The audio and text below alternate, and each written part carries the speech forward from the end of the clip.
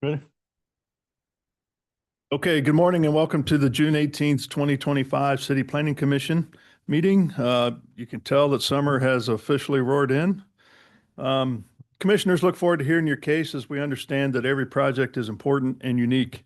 In addition, we want to make sure that we address all of the docketed items individually with the attention they need to build consensus between the applicant, public, and city staff. Our meeting will follow the advertised docket and we'll hear the cases in the order which they're listed, beginning with the consent agenda, followed by the regular docketed items. Commissioners believe we can reach consensus by being brief yet heard. Because our meeting is virtual and recorded, we have time limits for the cases that we hear, which is 5 minutes for staff presentations, 20 minutes for the applicant, plus any questions by the commissioners. When we move to public comment, we will call on those who have joined us in person first, followed by those who are joining us virtually. Public comments are to be limited to 2 minutes when speaking as an individual, or up to 5 minutes when representing a community association or a larger group. Please be brief and limit repetitive comments. Those of you who are joining us virtually, please be ready to go when it's your turn to speak. Have your video camera turned on and your screen name correctly displayed. This helps us make sure that we get your testimony for the record. As we get started, I ask staff to provide their additional ground rules and instructions as we conduct this meeting to ensure we have minimal disruption and maximum clarity. So, Sarah? Thank you. I'll describe the testimony procedures for our hybrid meeting today. For everyone joining us online, please know that there are 2 categories of people participating in the meeting: attendees and panelists.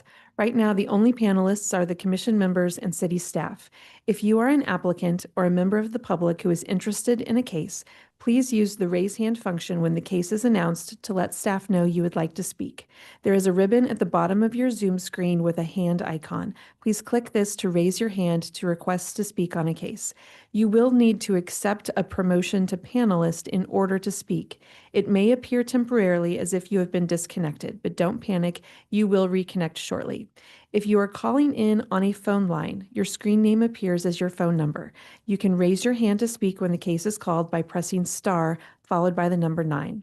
When you are promoted to panelist, the chair would like you to turn on your camera so that the commission can see you when it is your time to speak. Your microphone needs to always be on mute unless you are giving testimony at the appropriate time. When you are called upon, you will be able to share your screen to display exhibits. You will be given 2 minutes to testify, or 5 minutes if you represent an organization such as a neighborhood association, HOA, CID, or business association. The chat box is only for questions about the agenda. The merits of each case should not be discussed in the chat box. For those joining us in person, applicants may be seated at the center desk when the case is called. Members of the public who would like to speak may approach the microphone on the podium when it is appropriate to give testimony. If you are in person, there is no need for you to be on the Zoom meeting as well. Joining the meeting in both manners causes a lot of unnecessary feedback and audio disruptions. We ask that you please keep your devices on silent and be quiet when entering and exiting the hearing room. And I'll remind our commission members to please speak into the microphone for the benefit of people online. And those are all of our procedures. Thank you. All right, thank you. All right, let's start with the consent agenda items, please. Consent docket today is item C1, case CLD Final Plat 2025-11, a request to approve a final plat in District M2-2 on about 66 acres, generally located at the northwest corner of Interstate 435 and East 63rd Traffic Way, allowing for the creation of 2 lots for an industrial development. Okay, any questions from the commissioners regarding docket item C1? Commissioner Lynch, are you joining us online? I am right now. All right, thank you. All right, any comments for C1? All right, with that, let's open it up for public testimony. If there's anybody out there that would like to speak regarding docket item C1, please come forward or raise your hand using the Zoom feature and you'll be called upon. There are no hands raised online. All right, we'll close public testimony and I'll take a motion, please. Chair Crowley, move to approve docket item C1. Second. All right, got a motion and a second. Margaret, can you take roll call on that motion, please? Arkin, Aye. Crowell, Aye. Enders, Aye. Hassick, Aye. Lynch, Aye. Padilla. Aye. All right, looks like the motion passes then. With that, let's move to our regular agenda items, beginning with those. Let's go ahead and do the one that's looking to be dismissed as well as the one that's going to be continued. Docket item number 8 is case CD SUP 2025-5, a request to approve a special use permit in District M1-5 to allow for a hotel on about 0.4 acres generally located at West 80th Terrace and Brookside Road. Staff recommends dismissal. And docket item number 9 is case CD SUP 2025-18, a request to approve a special use permit in District R6 on about 0.125 acres generally located at 4843 Woodland to allow for neighborhood serving retail in an existing building. Staff recommends continuance without fee to July 2nd.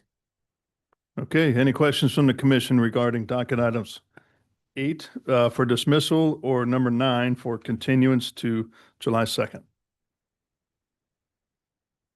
All right, seeing none, let's open it up for public testimony. If there's anybody out there that would like to speak regarding dismissal of docket item 8 or the continuance of 9, please come forward or raise your hand using the Zoom feature and you'll be called upon. There are no hands raised online. All right, we'll close public testimony then, and I'll take a motion, please. Chair Crowley, I move to dismiss docket item 8 and to continue without fee to July 2nd, docket item number 9. Second. I've got a motion and a second for dismissal of number 8 and continuance of number 9. Margaret, can you take roll call, please? Arkin, Aye. Bedu Beasley, Rao, Aye. Enders, Aye. Hasek, Aye. Lynch, Aye. Adia. All right. All right, looks like the motion passes. Let's move to docket item number 1, please.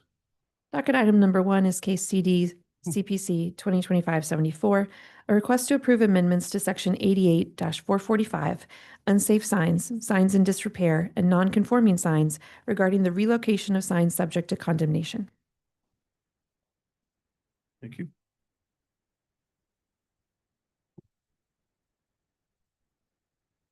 Thank you.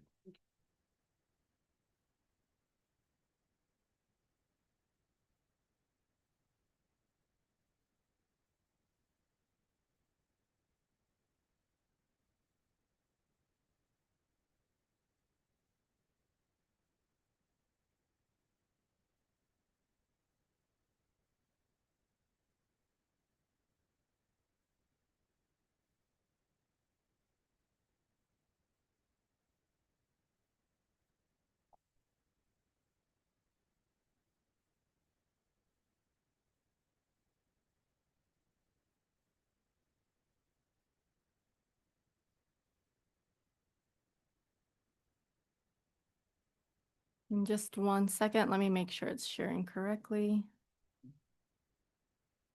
Okay. I'll give it a shot. Okay, so this is case number CD CPC 2025-0074. My name is Larissa Chambi with Development Management Division. This case is a text amendment to section 88-44515 of our zoning and development code. It's our unsafe signs, signs in disrepair, and non-conforming signs section of the code. This is coming to you after an ordinance was introduced on May 22nd, 2025 by Councilwoman Patterson-Hasley. And so there's a few things that are occurring in this text amendment. If you follow along with the red line attached to the staff report, all of the slides are in the order of the red line, so no jumping around. First, we're just editing some spelling mistakes. And then moving on, we're just clarifying, adding some clarification language. And then number 5 shows an edit to the correct subsection. And then moving on, we are also adding a second entity, the state of Missouri, to section C-5-A. And then a few more just grammar and spelling edits throughout. And the final edit is the addition of one additional criteria for the BZA to review, and that's just giving a timeline of 180 days from the date of final action in the condemnation proceedings, and just also adding a clarification that that can be extended by the Director of City Planning and Development. And so with that, staff is offering no objection to the language as proposed. And I can answer any questions. Okay, any questions from the commission to city staff? Commissioner Lynch, any questions?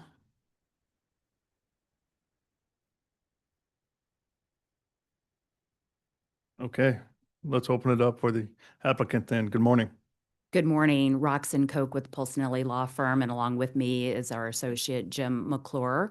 And we're also here to answer any questions and just to maybe put this in greater context for you. Currently, if just to provide some context, in the event a sign is subject to condemnation by the city, whether it's actually an actual action that's been filed or it's just under threat of condemnation, then the sign can be relocated, which instead of actually having the city having to pay for that sign, they can agree to relocate it. But in addition to relocating it, the sign, the owner of the sign would have to identify another, if it's a billboard, they would have to identify another billboard that would be taken down. So the net result is a reduction of a billboard. And at the same time, then the city can save money, taxpayer money, in having to pay for the value of that sign through the condemnation. There's also the option of, instead of just taking down one additional billboard of the same size, you could also offer up as the sign company to the city to take down multiple signs. And if you do the multiple sign option, they would need to add up to 125% of the face of the sign that's being condemned or relocated.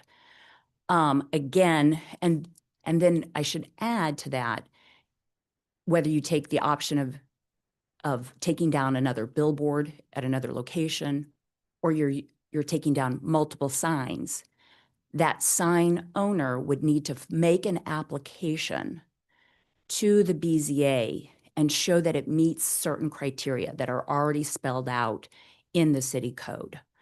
That criteria is not changing with this proposed amendment.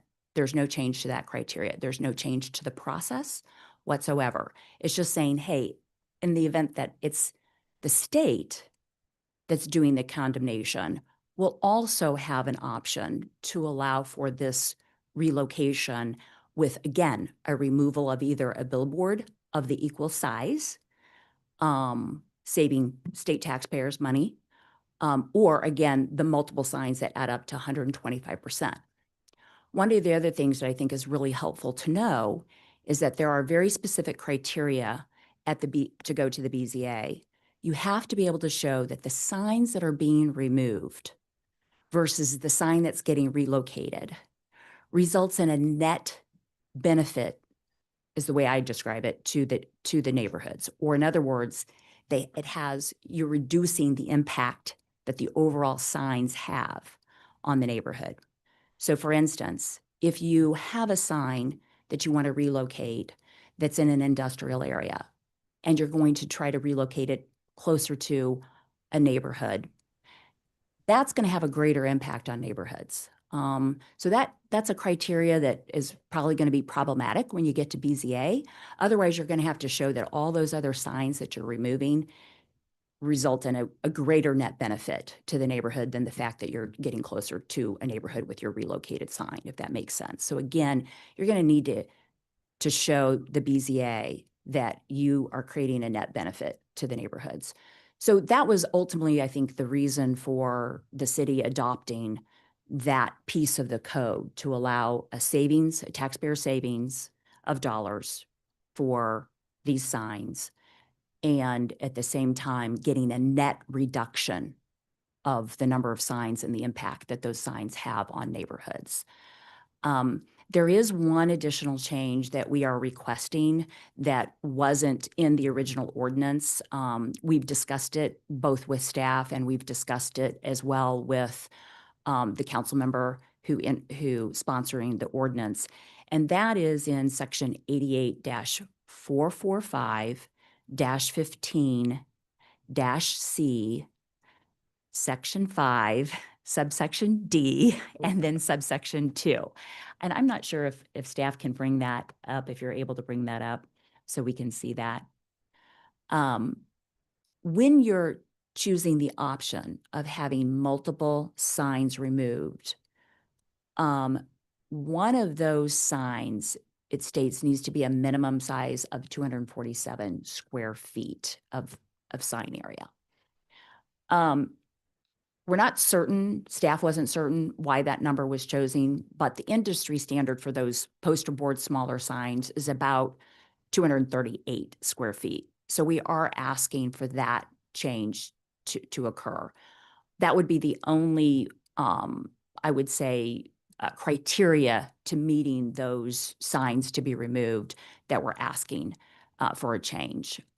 It would make it more likely that we could result in a net reduction of signs that would impact neighborhoods through this. And again, the criteria would be the same, whether it's the state doing the condemnation or whether it's the city that's doing the condemnation.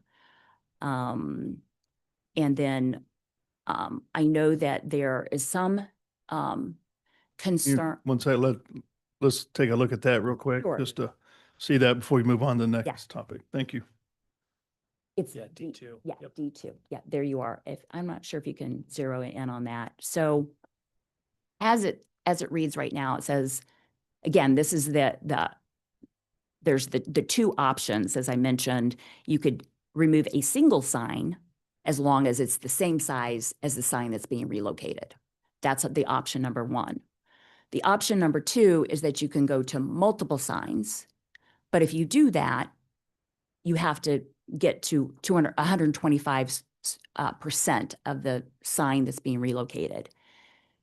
As it reads right now, it says at least one of those signs to be removed. The sign face that is, there has to be at least one of the signs has to be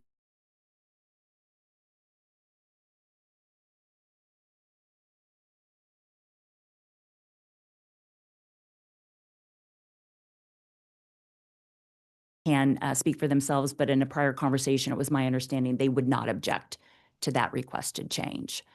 And it would also be more consistent with the other provision of the code, which this does not affect, but that relates to digital sign conversions, which is 238 feet, which is pretty much the standard that this has followed when you're looking for a reduction of signs through the use of multiple signs.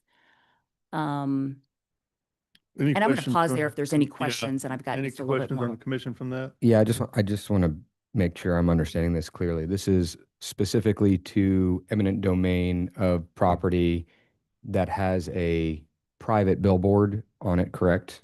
Or is that That oh, is correct. okay? That is And correct. and basically saying that it cannot be relocated, or this is the criteria for the relocation. That is the criteria for the relocation. So in other words, again, if a sign is actually under an eminent domain action that's happening or under threat of eminent domain, and if a little bit of just context again on what it is to be under threat of condemnation, the condemning authority has to start to take official steps to move towards that condemnation. They send notice to the property owner of interest. And so that at that point in time, you're under threat of condemnation. So I guess my question was, there was a couple things thrown in there about reducing taxpayer. Mhm.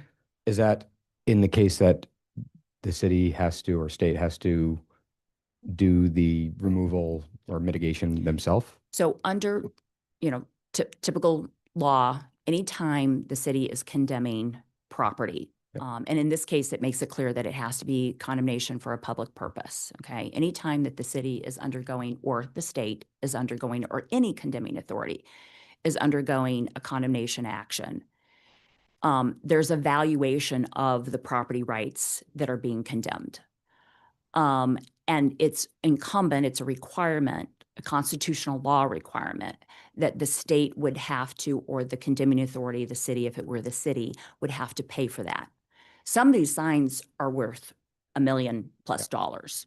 So it can be a very expensive endeavor to condemn a sign. So if you're trying to improve a roadway, or there could be other public improvements that are needed, whether it's a water treatment plant that you need and you need to take it down. There could be multiple reasons why the city and or the state may need to condemn property that would affect a sign.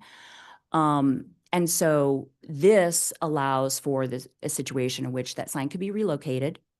The taxpayers, the city, the state doesn't have to use taxpayer dollars to pay for the value of that sign. It's just going to get relocated. Now, by the way, also, I think it's important to know it's not going to get relocated very far away. Right now, you have to be within 300 feet. You can't relocate it to some other part of the city. It's got to be within 300 feet. And it's supposed to be within basically the same parcel of property. You can't just go find some other location. So it's really a finite relocation situation in which this would occur.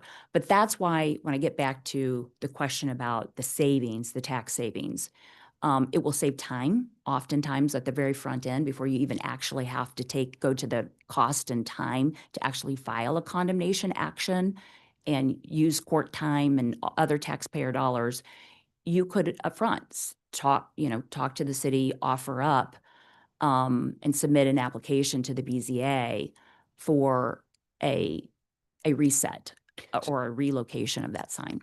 So I just want to make sure I'm understanding this correctly. So this is specifically just for eminent domain for condemnation where it's not meeting what it needs. It's not for, like, we do eminent domain for all types of things, development, all that kind of stuff. So if we're taking property, or a city's taking property from a private entity, and we say, the sign needs to go, you can make it smaller, it's not meeting whatever.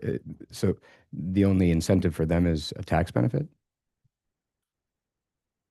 The only incentive, so Not incentive, but Yeah. I mean, So obviously they're paid for their the other property. the other benefit is that you're still getting a sign removed. So keep in mind, it accomplishes two things. Most likely, So there's it's only non-conforming signs then? I mean, right now, yes, it's non-conforming signs.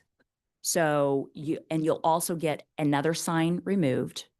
Okay, so when you're talking about those non-conforming signs, somewhere else you're going to have to remove at least a sign of the same size. So you accomplish for the neighborhoods and those who would prefer not to have signs, you're going to at least get one removed. Plus, you're not going to have to pay for this particular sign that's getting condemned that needs to be either removed entirely or relocated.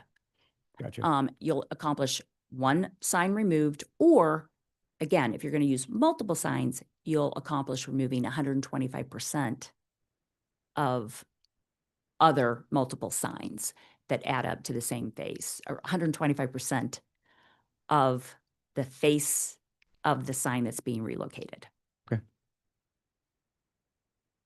Clear as mud. Clear as mud. Yeah.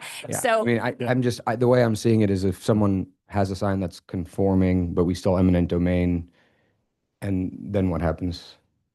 I don't know that there is that option right now under the code. That sounds like And we're not asking for, so we're not trying to change anything else in the code. We're just where the code is right now. We're saying, let's add that from a state standpoint. And then I should just be clear that if we're in a situation, even on the local standard, if we have a sign that is within the state's jurisdiction, because let's say we're along a highway, in order to relocate that sign, you're going to have to, if you can't do it and meet state standards, you're not going to be able to relocate it. So we have to meet, whether it's the city being the condemning authority, or if we add this and it's the state that's the condemning authority, you can only relocate that sign if you meet both the city criteria going through the process through the BZA application, and if you meet the requirements that are under the state statute. So the addition of the state just allows another opportunity for a relocation of a sign versus having to pay for the value of that sign. You're still going to get that reduction of another sign or multiple other signs that add up to 125% of the relocated sign. Any other questions from the commission? Yes. I have Go ahead. just a quick question. You mentioned 300 feet, but the document, if Larissa, if you go to F, it says 500. Let me make sure we. take a Yeah, look. so the section where it says 300 is under C. So when you look through C, it says that where the sign is being relocated is moved not more than 300 feet. Okay. The 500 feet that you're seeing under F, those are the review criteria for the Board of Zoning Adjustments when they look at it and saying that the signs that are being removed are within 500 feet of a residential area. Again, the idea behind that is we want to move the billboard signs out of those residential areas and more into those commercial, more heavy users. So we want to pull ones. It's just a factor that they're considering to say, yeah, we would rather remove them from a residential neighborhood as opposed to a commercial. So it's just a weighing factor there.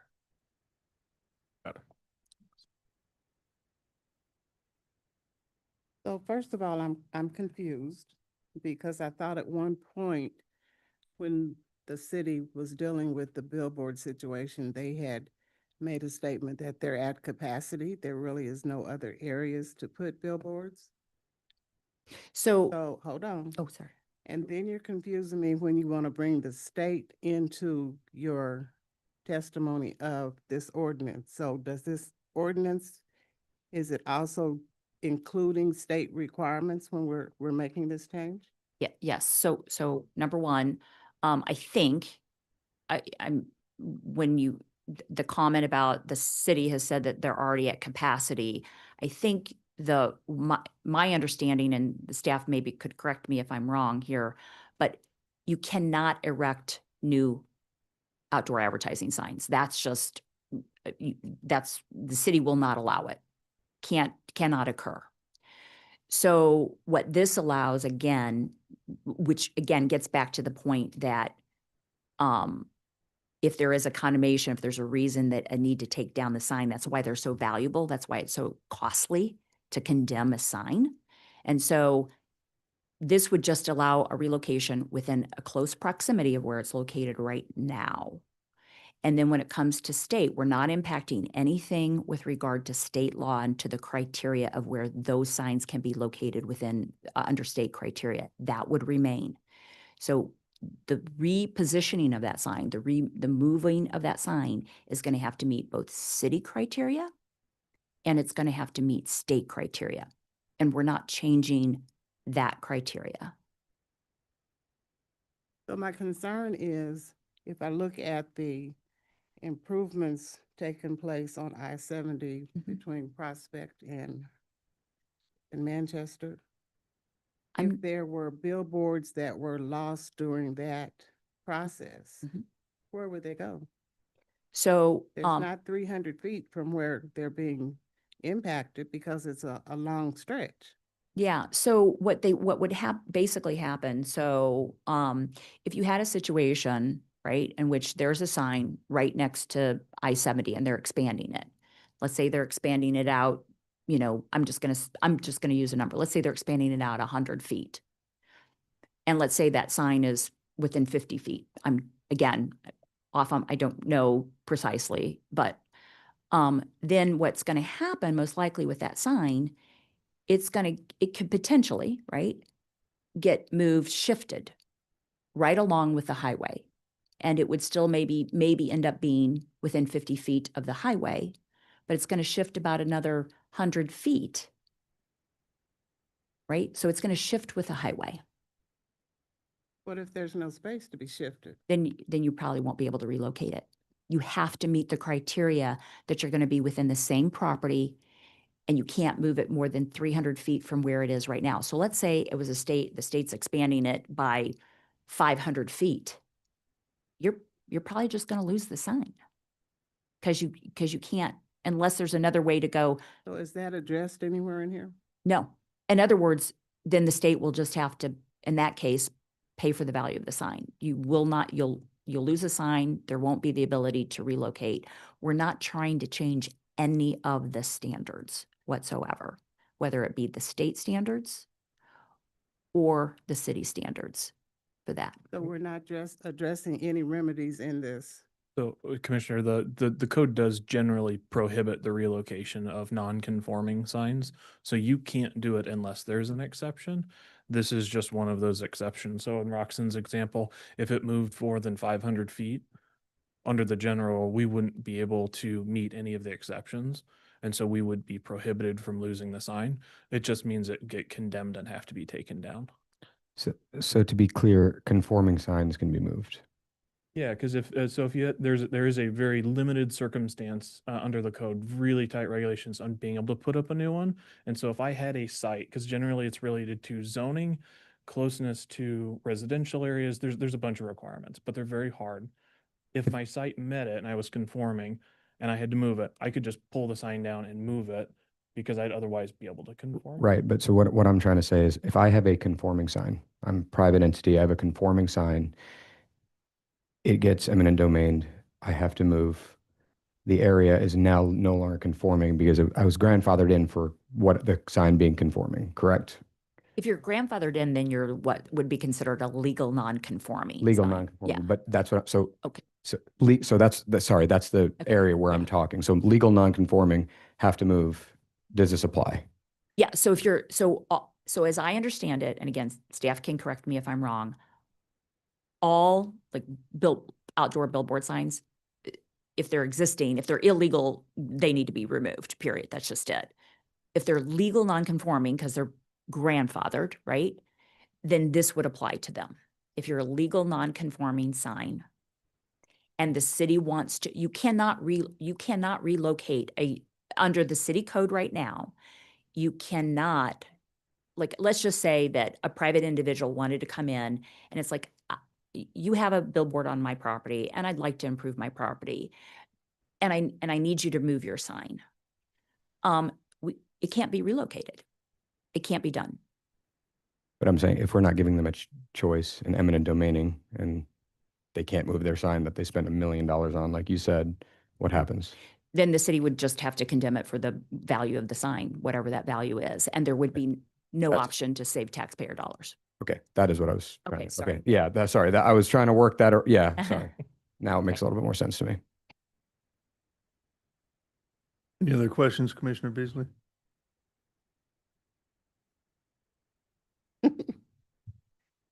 I guess I'm struggling with the term of non-compliant. What was the word y'all just said? Non-conforming. Non-conforming. yeah. Do we have such a thing? You do. So again, when we say non-conforming, I think the complete term is a legal non-conforming sign.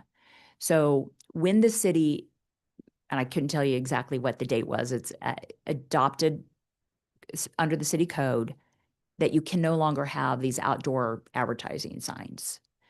Every sign that existed at the time became what was called, if it was properly up to start with, it became what is called a legally non-conforming sign. So does that mean their measurements are wrong? What constitutes that? Yeah, so It just, If I could just jump in. So Please. illegal non-conforming is a term that applies to all property uses. It's not exclusive to signs. And really what it means is when the sign was created, or let's say we're talking about a gas station, we recently adopted new regulations for gas stations. Whatever the use is, when it was created, it was lawful and it was in conformance with the zoning code. Since that time, the zoning code has changed, right? So we don't allow billboards anymore. However, because that sign was lawfully created at the time, as long as that use is maintained and continuous, you can continue the use indefinitely.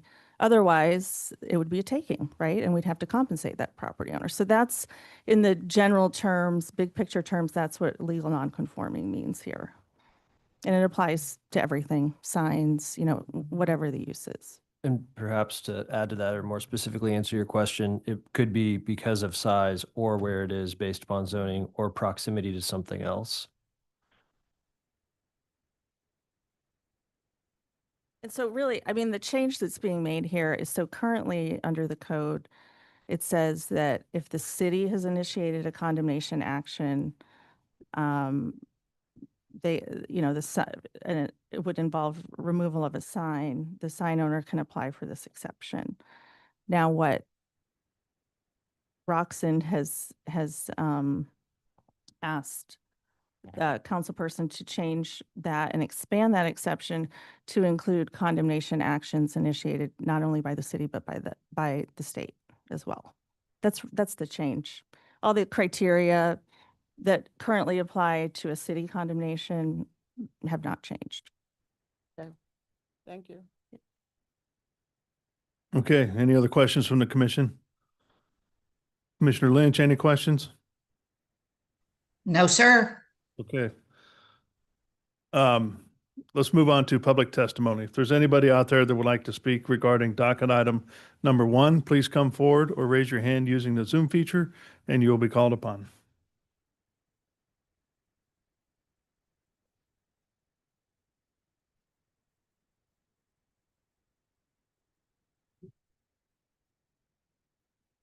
Good morning.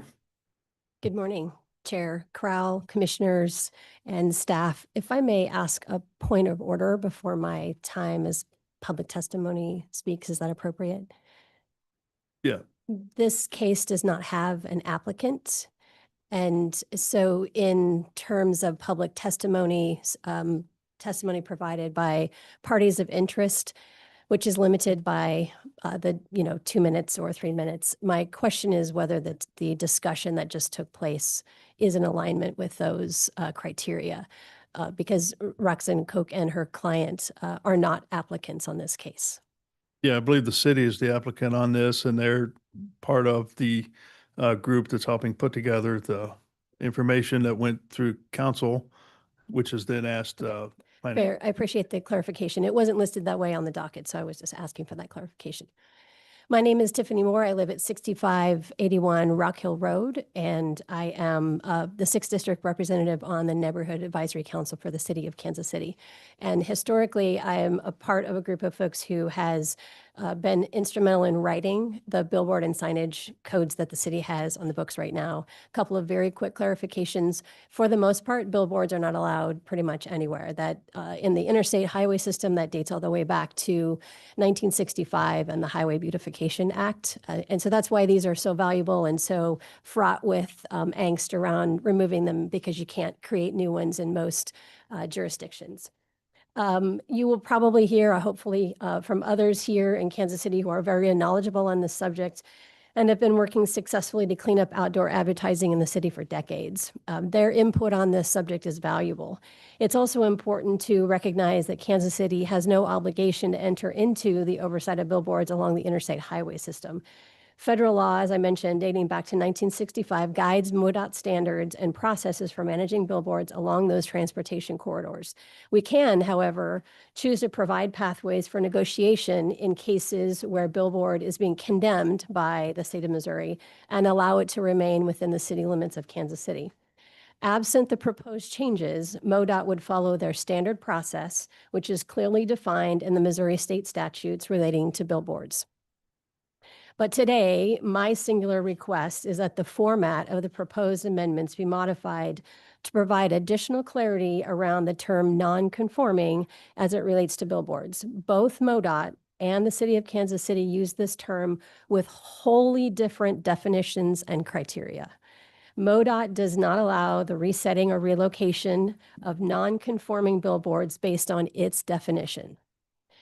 By separating the language regarding condemnation actions into 2 paragraphs and clarifying that any sign considered for relocation by the city must first be eligible for relocation under MoDOT standards, there would be little chance in the future that a future attempt is made to retain a billboard designated by MoDOT for removal.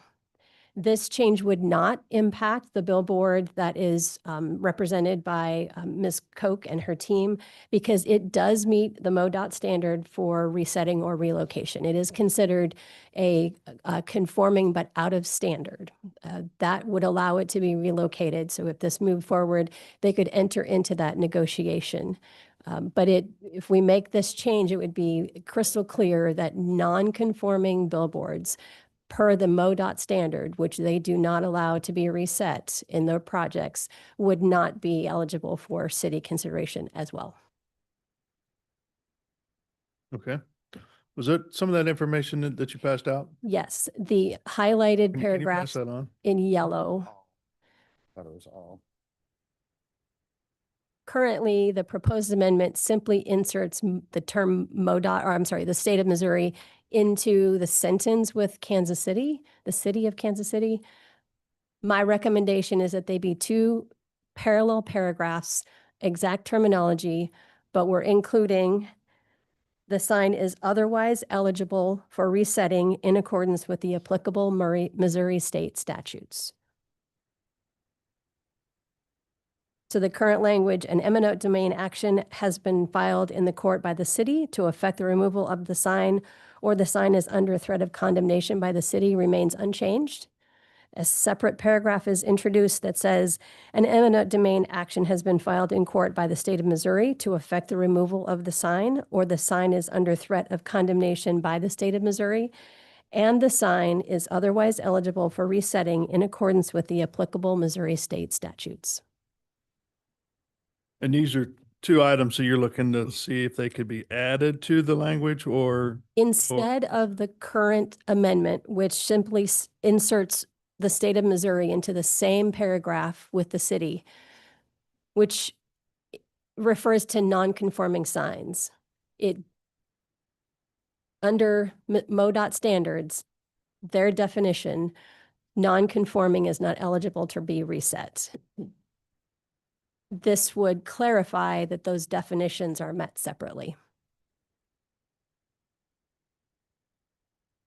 And again, this does not impact the billboard being considered by the ordinance because it is eligible for resetting under the MoDOT standard. Yeah, I'm just trying to find where this is located in the current standard. But this is from the state, this. Okay, is from the gotcha. state. No, this is the ordinance language that's in front of you today. Larissa, could you pull up the paragraph, the red line as it's currently proposed? Would that be appropriate? Yeah. Thank you. And it starts at 44515-C. And we're in subparagraph 5 for the relocation, if you're trying to get there. And her additions are to create a new section 2 under 1.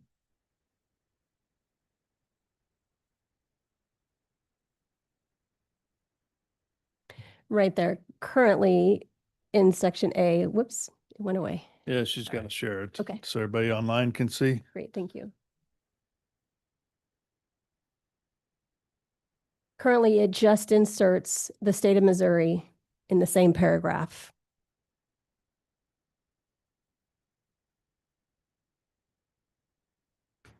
What, can you tell me again what section this is? This is section 88, 445, 15C. C-5. Yep, C-5. Okay, And then which is titled relocation for public purpose. Yes. Okay.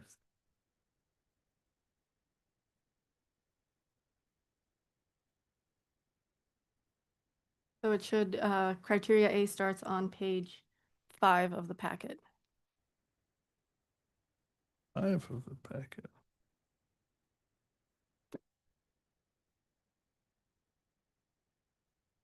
Okay.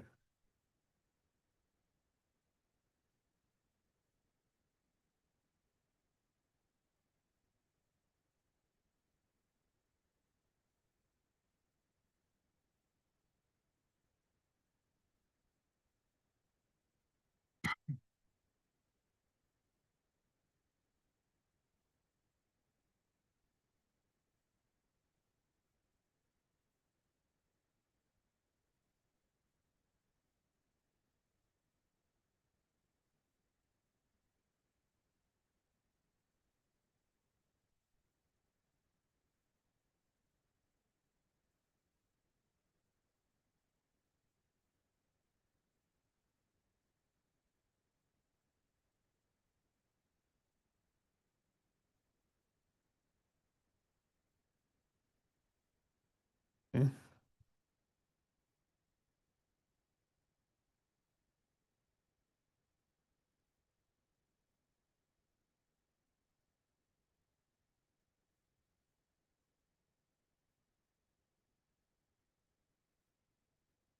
Everybody kind of see where this is at? Okay. Any questions on that? Thoughts? Okay. I think I found it. Thank you. Thank you. Anybody else? We have two hands raised online. First, I'll call in Teresa Edens.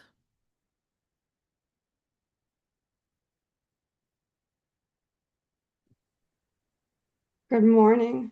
I am the spokesperson for the Southern Communities Coalition, which is an umbrella group representing the historic Hickman Mills community since 1977. I appreciate that there will be a net reduction in signs. That is a good thing and our goal. Moving a sign closer to a neighborhood, which I thought I heard, perhaps I didn't, is totally not acceptable. I would note Ms. Moore's reference to the community committee that the city itself put together some years ago. I was also a part of that, which is part of my interest in this, but that we're talking about today. And I do appreciate the time and effort that has been put on this very important issue for the neighborhoods especially. But I also am at a loss as to why we would want to simply move unsafe signs and signs in disrepair. If the signs are unsafe or in disrepair, they need to be removed, period. Many of us wonder why this city has so much trash, and it's partly because of issues like this. The city needs to set an example. Thank you. Thank you. Next is Carol Winter Road. Okay.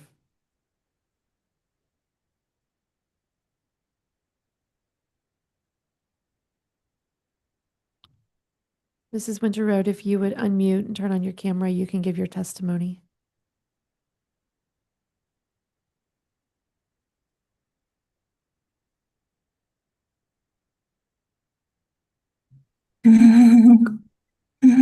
Click on your green. Yes, we can hear you. Okay, we can hear you. Hello? Yes, Can you hear me? Yes. loud and clear. All right, this is Carol Winterroad. I am co-president along with Joe Nastasi for Center Planning and Development Council. This is an umbrella group of neighborhood organizations in the south south end of the city. Our board has discussed this, and we want this amendment to be denied by the City Plan Commission. This amendment in the ordinance was done for one particular billboard on the I-70 on the north of the post office, near the railroad, near the Truman Road and Benton Boulevard. This is a billboard from MoDOT. I talked with Jennifer Hall, who is the MoDOT manager of outdoor advertising. She tells me they go by what their rules are. They do not even contact the city or county people on their billboards. They are in charge of their own billboards, and they will decide what happens to this billboard in this area. To us, there's no need to add Missouri into our city ordinance. That we have developed a good city ordinance back in 2007 when we had very loose laws in Kansas City. Now we have a tight billboard law. So, however, there is one good spot in this ordinance that has shown a flaw in our billboard law. It says non-conforming billboards need to be relocated. The state says non-controlling billboards need to be removed. So apparently this one needs to be removed. And the city and the billboard people are wanting to use our city ordinance in their favor for that reason. So I believe that there's no reason for us to change our ordinance. So we're asking for you to deny this ordinance. Thank you. Thank you. Anybody else? There are no other hands raised online. Okay. I think you turned the volume way down on the thing. I think Alec did that, so Yeah. So if there's no other public testimony, we'll go ahead and close public testimony and come back to the city applicant here on this. And technically, I would say, yes, Pulcinelli is not an applicant, but we have discussed this with the councilwoman who made the sponsorship of it, and she did ask that we be present to speak to the purpose behind this ordinance. So I think that it would be helpful. I'll start with just addressing the requested change that has been offered by Ms. Moore. Again, I think the addition of that language adds some confusion to how these would proceed forward. If we just add the state of Missouri, we always have to meet whatever the state requirements are for resetting. If they allow a reset, we're going to have to meet their standards. And they'll be the arbiter of whether it can be reset. The city equally will be the arbiter through the BZA application process as to whether or not we also meet the city standards. So we're going to have to meet both. With the introduction of the language that Ms. Moore has proposed, the city's now also going to have to be part of the decision-making process as to whether or not in interpreting the state statute. So our recommendation is that we not try to introduce into the city's ordinance a provision in which the city is trying to figure out how to interpret state law. Let the state interpret its own law. The billboard owner is going to have to work with the state to determine whether or not it meets state requirements for a resetting. And it's going to have to go through the application process separately with the city to determine whether or not we meet all the other requirements under the city code and that the BZA would agree with that as well. To address, I think that one of the statements was that there was a conversation with somebody, I guess, with MoDOT. Again, I think that she was speaking, I wasn't part of that conversation, hard to say. MoDOT's not here opposing this provision of the code. They're aware of it. They're not in opposition. They're not here speaking against it. So I would ask that, again, we let the state remain the arbiter of whether or not we would meet their requirements and let the city be the arbiter of whether or not it meets its own requirements at the time of any relocation that's proposed as a result of a state condemnation.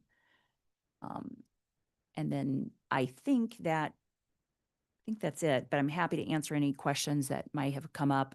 I think I should probably address Ms. Eden's comment, the concern about unsafe signs in disrepair. The city already has the ability to cause those signs to come down if there are signs that are in disrepair or are unsafe. Okay, just to clarify, let's just use that sign that was brought up. It's MoDOT needs to do the roadway. They got to condemn the sign. So for the sign person to want to put it back or do something different, they have the state rules they already have to go through and a separate application for the city to go through their criteria as well. That is The correct. two. Okay. And if one or the other says no, It doesn't happen. then it's And okay. then in that case, the state will have to pay for the value of the sign. Okay. All right. With that, let's close testimony and speak amongst the commission. Sarah, Go right ahead. do you agree with not including more detail regarding the state would be best for the city not to do? I don't really have a strong opinion either way. I mean, I agree, certainly, whether it says that or not, they do have to comply with state law, right? That's true for a lot of decisions that are made, that there are state regulations that also apply. That said, is there any harm in stating that? I don't know that there is, so I think I could go either way on that, honestly. The only question I'd have, honestly, is this is very general language, and I'd ask those who provided it to be more specific about what provisions they're referring to. Yeah, I was curious about the same thought. In general, I think that most things that we deal with on a municipal level also have to abide by state law, federal law, et cetera, and we don't call it out at every instance. It would kind of get pretty onerous to always call out that also make sure we're abiding by all federal laws. It's kind of redundant, and it does put I think it muddies up the process, although the intent is to do the opposite, because it requires us to then kind of take some ownership over what those processes are. And so then we're going to have applicants coming to us asking, well, what do I need to do at the federal level? And we're like, oh, that's not our responsibility. We just want to be nice and call it out. And then we have to keep track of what gets changed and repealed, et cetera. So I think it was well intended, but I think it actually is counterproductive. And so I think this is pretty straightforward. It's nice to, that we're engaged with it and there's interest in it. But I think that this makes a lot of sense that there was as this was written, at the time, I'm sure the problem that put forth this information, this chapter, was related to city condemnation, and we just didn't think about the vast amount of state-owned roads that come through the city that would create the exact same issue. So it seems like a very easy and small addition and modification. So I'm supportive of it as written. Anybody else have any comments? May I just ask, just on the 247 versus the 238, whether or not there's any thoughts there? Yeah, So- I'm completely fine with that. All right, I said as written. Thanks. All right, if there's no other discussion, I'll take a motion, please. Chair Call, I move to approve docket item number 1 with one modification, changing the square footage as noted from 247 to 238. Second. So I've got a motion and a second for approval of docket item number 1 with the change as noted in the testimony. Margaret, can you take roll call on that motion, please? Arkin, Aye. Beasley, Aye. Crowell, Aye. Enders. Aye. Hassick. Aye. Lynch, Aye. Padilla. Aye. Looks like the motion passes 7-0. Thank you. Thank We you. appreciate your time. Yep. All right, move on to docket item number 2, please. Docket item number 2 is case CD miscellaneous 2025-2, a request to approve an amendment to the KCI area plan to update the future land use map across 54 square miles, generally located in the area bounded by city limits of Kansas City, Missouri to the north, the city limits to Amity, and then along Highway 152 to the south, the Clay and Clay County boundary to the east, and the city limits of Kansas City, Missouri to the west, and excluding the village of Farrellview, generally located north of Northwest Cookingham Drive, east of North Shannon Avenue, west of Northwest Skyview Avenue, and south of Northwest 128th Street.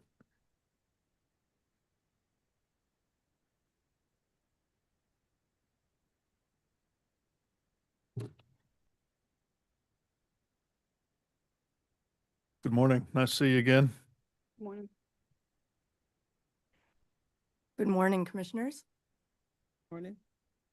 My name is Susan. Susan, can you share your screen, please? Oh, is it not sharing? I am so sorry.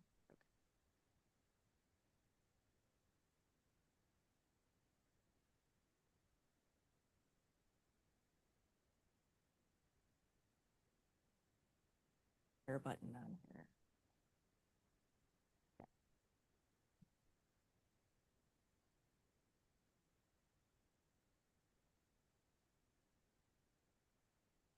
See it? Oh, there it is. Yeah, it just popped. Okay. All right.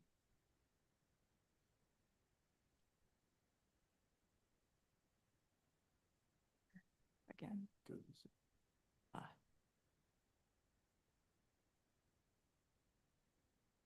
Yep.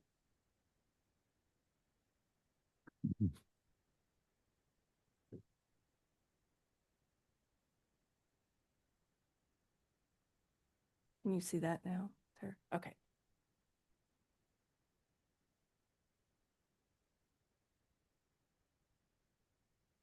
Yep.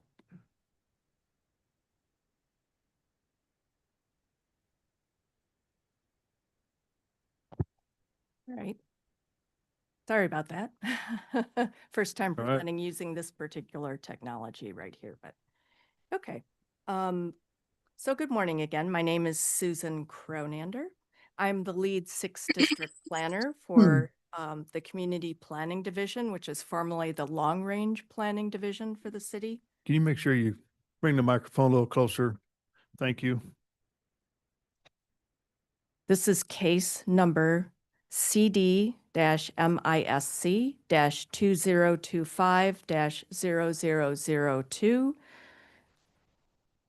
Before you is the KCI area plan proposed land use map. And before I delve into the presentation here, with me are my colleagues. John Myers, 2nd District Planner. Lexi Barra, 1st District Planner. We are the KCI area planning update team. The purpose of this application is to bring before you the draft KCI area plan proposed land use map as requested of staff in the industrial development moratorium that was passed by council last February.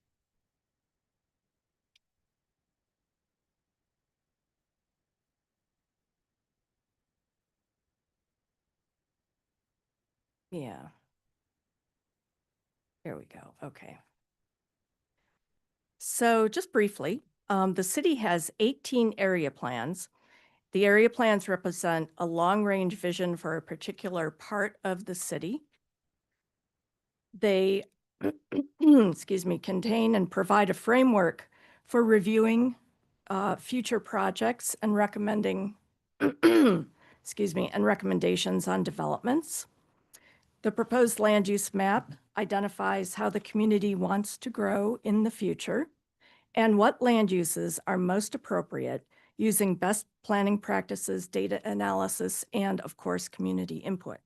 A little bit of background. On February 27th of this year, the City Council passed a moratorium on industrial development in the KCI area. The KCI industrial moratorium expires next month, July 16th, and staff was instructed to bring forth an updated future land use map to City Council by next month on July 16th.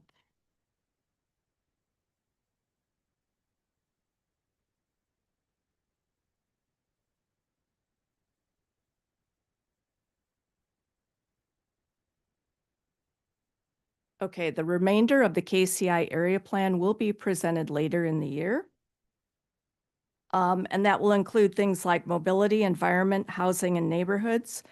And once we finish all of that, the additional public engagement may initiate changes to this land use map that you see before you here. This update marks the beginning of a multi-year long effort to update all 18 area plans. The full KCI area plan that we will bring forward this fall to you will feature place types in place of the future land use designations, but they will still include uses. The place types were presented to you earlier this spring at a CPC meeting. And a little bit about the public engagement, just briefly. Briefly summarizing the public engagement for the last 3.5 months. We have hosted 3 advisory committee meetings, 2 public workshops, where exercises were first focused on visioning for the entire plan and then down into the land use for the area in particular. Over 100 responses we received to an online engagement survey, which we've also included in our analysis. This included a visioning survey and asset map exercises. Currently, staff is also conducting a significantly statistical survey in the area with approximately 300 responses that we have received to date. These results will be incorporated in the final plan. They have more details relating to the entire final plan. The full engagement summary report is attached to this staff report, and the public was supportive, and where we received concerns, we changed to address their concerns. There are 5 categories of changes in the proposed future land use map. The first 3 we consider housekeeping changes, which are reclassifying land use categories, mostly to be consistent with the other area plans that have been adopted since, because this was adopted in 2009 and is about 16 years old. Updating the open space buffer land use designation, and including some new data and data from Mark. Aligning the proposed land use map with approved rezoning and development plans that have been approved since in the last few years and since 2009.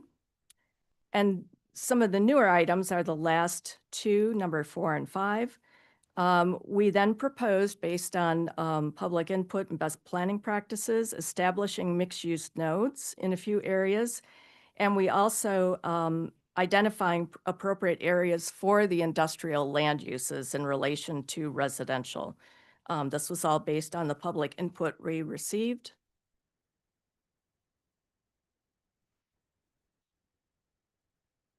So major changes, this is just showing you a little more detail in the map.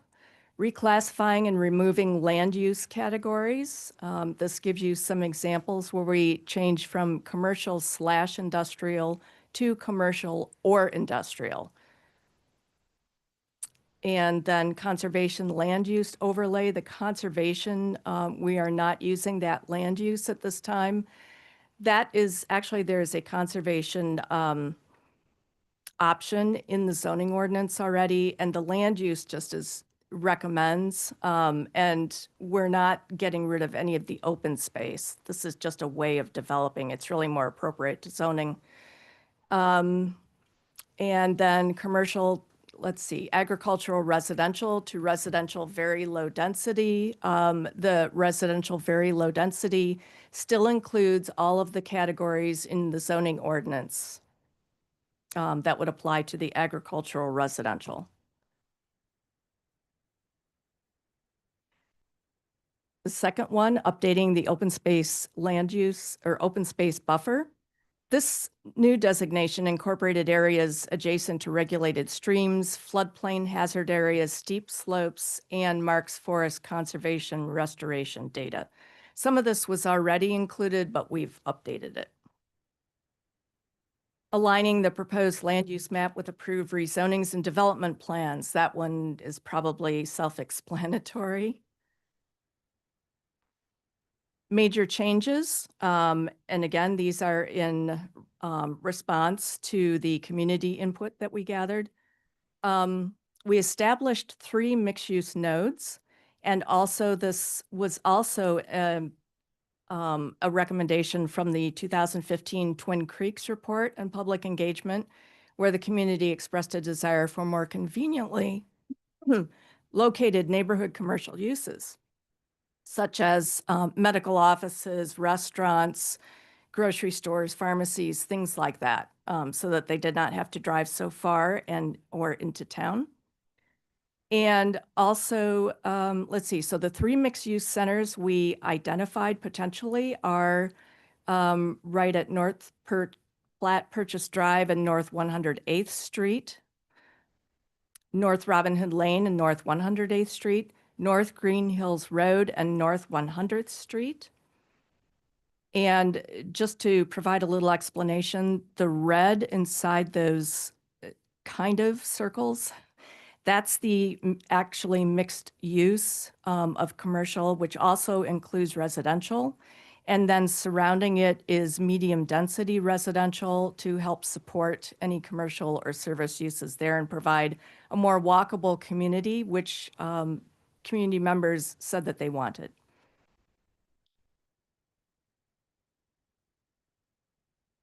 And then number 5 was identifying appropriate areas for industrial land uses. We conducted a comprehensive evaluation to identify suitable areas for the industrial land uses, trying to support future growth while minimizing potential impact on surrounding residential neighborhoods. Particular attention was given to the Northwest Cookingham Drive and Northwest Skyview Avenue corridors due to changes in development patterns and, of course, overall development pressure, which I'm sure you're familiar with. The commercial industrial designation east and west of Skyview, if you look at Northwest Skyview, was replaced with a residential low-density designation. The Cookingham corridor was looked at intensely and was changed to include the industrial land use designation around the I-135 highway interchange, while maintaining the mixed-use neighborhood designation west of Skyview and east of Congress, and a mixed-use community designation east of Skyview and east of Robin Hood. So here's the proposed land use map. And let's see if I do this. Is there a pointer? Where the cursor is, okay. There it is. Okay, it's so small. Small for me anyway. Okay. So right, where'd it go? Okay, right in this area, you'll see we've changed that from agricultural to the very low density residential. We have increased a little bit of the industrial has moved over. That's based on current approved developments. Okay, and then in this area along I-129 or I-29 highway, this is where it was commercial / industrial, which we've now split out to just industrial and commercial. And then here, and here are the 3 mixed-use areas, which we received no negative comments from the community. As a matter of fact, they were developed based on community support and ideas. And then Cookingham, as you can see here, this is the mixed-use neighborhood, mixed-use community, and then the bit of industrial that was added here near the interchange. And let's see, down here toward Tiffany Springs, there was a bit of a change, but it just reflects new zoning. And then there was another little piece, let's see, over here, which reflects something that was now approved as residential. So most of it, a lot of it was based on things that have already been approved, except for splitting out the commercial and industrial, adding a little bit of industrial near the interchange, and then the 3 mixed-use areas. So up next, we will continue with public engagement through the summer months and into the fall and bring forth the full KCI area plan to the CPC in the fall. And city staff is recommending approval. Thank you very much. Thank you. Any questions or comments from the commission this time? So I got to participate in this. Unfortunately, I was only able to make one of the 3 meetings, but there's a lot of good people that was on this committee and a lot of great people working on the actual project itself. So very thankful of that. Something to note of the KCI area plan is it's one of the things I love about Kansas City. If you want it, it is here. If you want that real density, you want to be right next door to all your neighbors within shouting distance or talking distance, we've got that here. If you want a little space to have a fence and a dog, we got it here. But if you want even more space to put your horses, cows, and chickens out there, it's also here. Then you got location for the airport. You got businesses, industrial, whatever you need. So this is a very unique area within Kansas City, and one I really appreciate because it has so much diversity of things you can do here. It was really a great process, I think. There's some changes made or proposed here, but I think a lot of them are really great changes to make it an even better area within our city. So I like what's being proposed here, and I thank the committee for working on that, as well as the staff for their time and efforts on this as well. So just want to put that out there. Anybody, so do we do public comment on this? So if anybody would like to speak regarding docket item number 2, please come forward or raise your hand using the Zoom feature and you will be called upon. There are no hands raised online. Okay, see? But not a lot of comments because it's being done by some good people, I think. That's my opinion. As you all continue to work on the area plan, is there a chance that also this map will change a little bit? Yes. Okay. Mhm. I have a question. Yes. Regarding these mixed use nodes. Can you describe a little bit of what exactly that is the intention to look like? What kind of development could we expect to see here? Okay, so those mixed-use nodes, that is actually in the middle mixed-use neighborhood, which is equivalent to your B1 in the zoning ordinance. So that includes all kinds of neighborhood services and retail in there. And then as well as residential. You can build fairly intensive residential in that district if the market, will support it. Then surrounding it, we have the medium density residential, and that's to help support any uses potentially that would go in the neighborhood commercial. Does that help clarify? I guess, yeah, Okay. kind of have a mental picture of what the idea is. And then the other question I have is, how do you intend for people to get between these nodes? Well, between the nodes, they would, that's a good question. We haven't tackled the mobility chapter yet, which we will be focusing on all of those kinds of questions. But in our mobility chapter, we will be looking at roads and trails and different kinds of mobility to get to not only in between nodes and communities, but places of employment.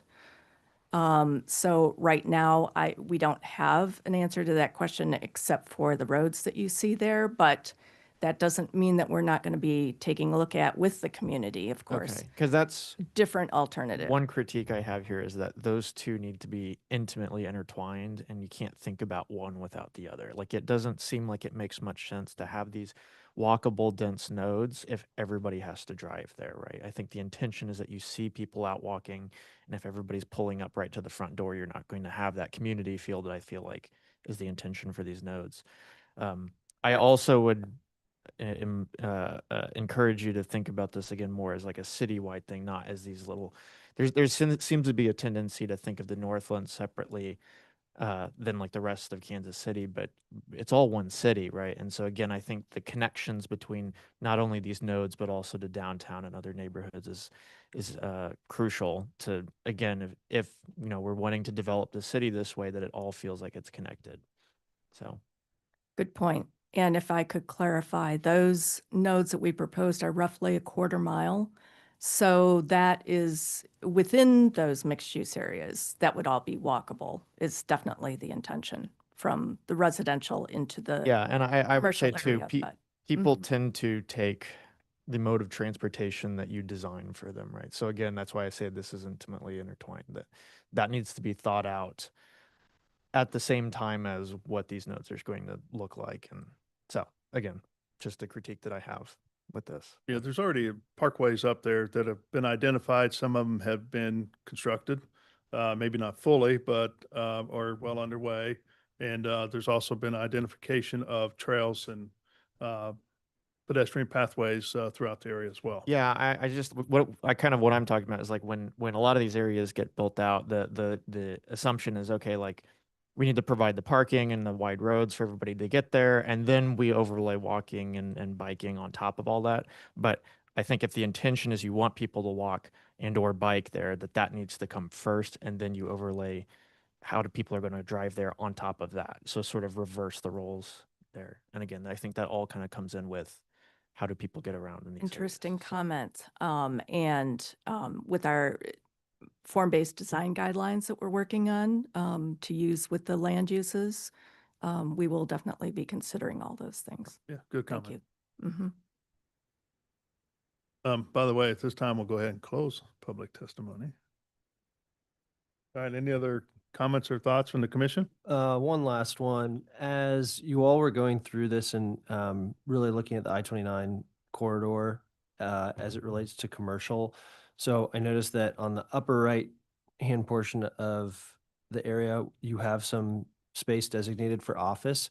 How often do you find it useful to have that extra ability to designate as purely office versus how often do you find that it's just a part of like a commercial district?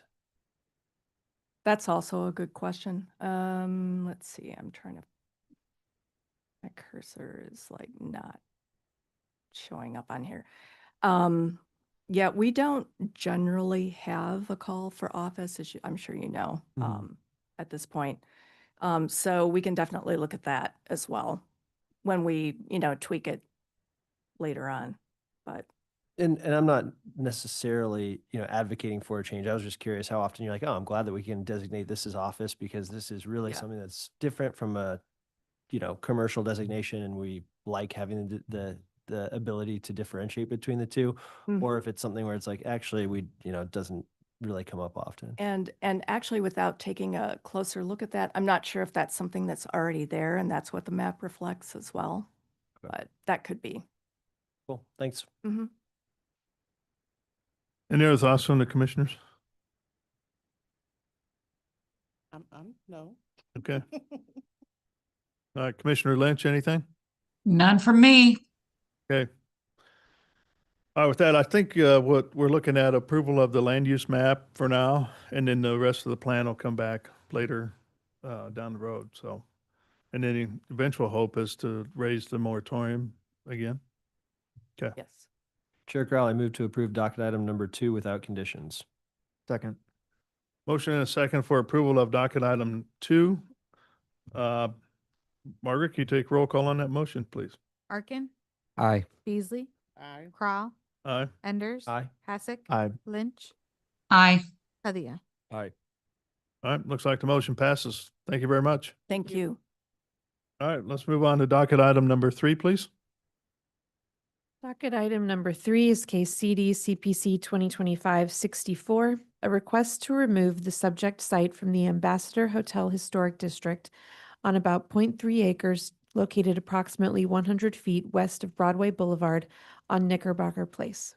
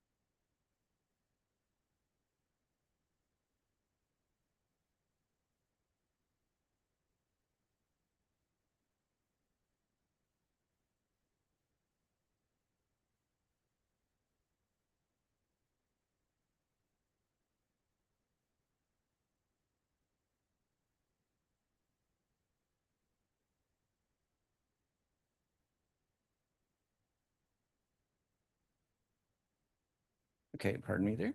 Are you sharing there it goes. Yeah, should Okay, be up there. got it. Okay. Brad Wolf, City Planning and Development. Before you is the case at 435 Knickerbocker Place. It's request to remove a vacant lot at the subject site from the Ambassador Hotel Historic District. This is site located in Midtown, next to the Uptown Theater, the Valentine Shopping Center. In general, we're looking at removing a portion of a historic site or district. We use the same criteria we do to designate it. So we're looking at if the site is still eligible for listing, is there an economic impact to the delisting, and conforms with city's adopted plans and policies. So this is the subject site. You can see the Ambassador Hotel District, located mostly on the east side of Broadway with the Ambassador Hotel on the west. It's currently a vacant lot. There were 2 apartment buildings located on the site that were demolished in 2012 after being declared dangerous. So the Ambassador Hotel District had 2 portions of designation. The original was 1982, which included the hotel, the 2 little ambassadors, as they were called, which were overflow buildings for the Ambassador Hotel. Each of these buildings actually had 30 units in it, so relatively dense. And then the Congress building across the street was also part of that original designation. And then in 1988, they expanded the district to include the Hyde Park Hotel, the Betsy Ross building, and the Barclay building on the east side. As mentioned before, the 2 little ambassadors were part of that original designation in 1982 and were demolished in 2012.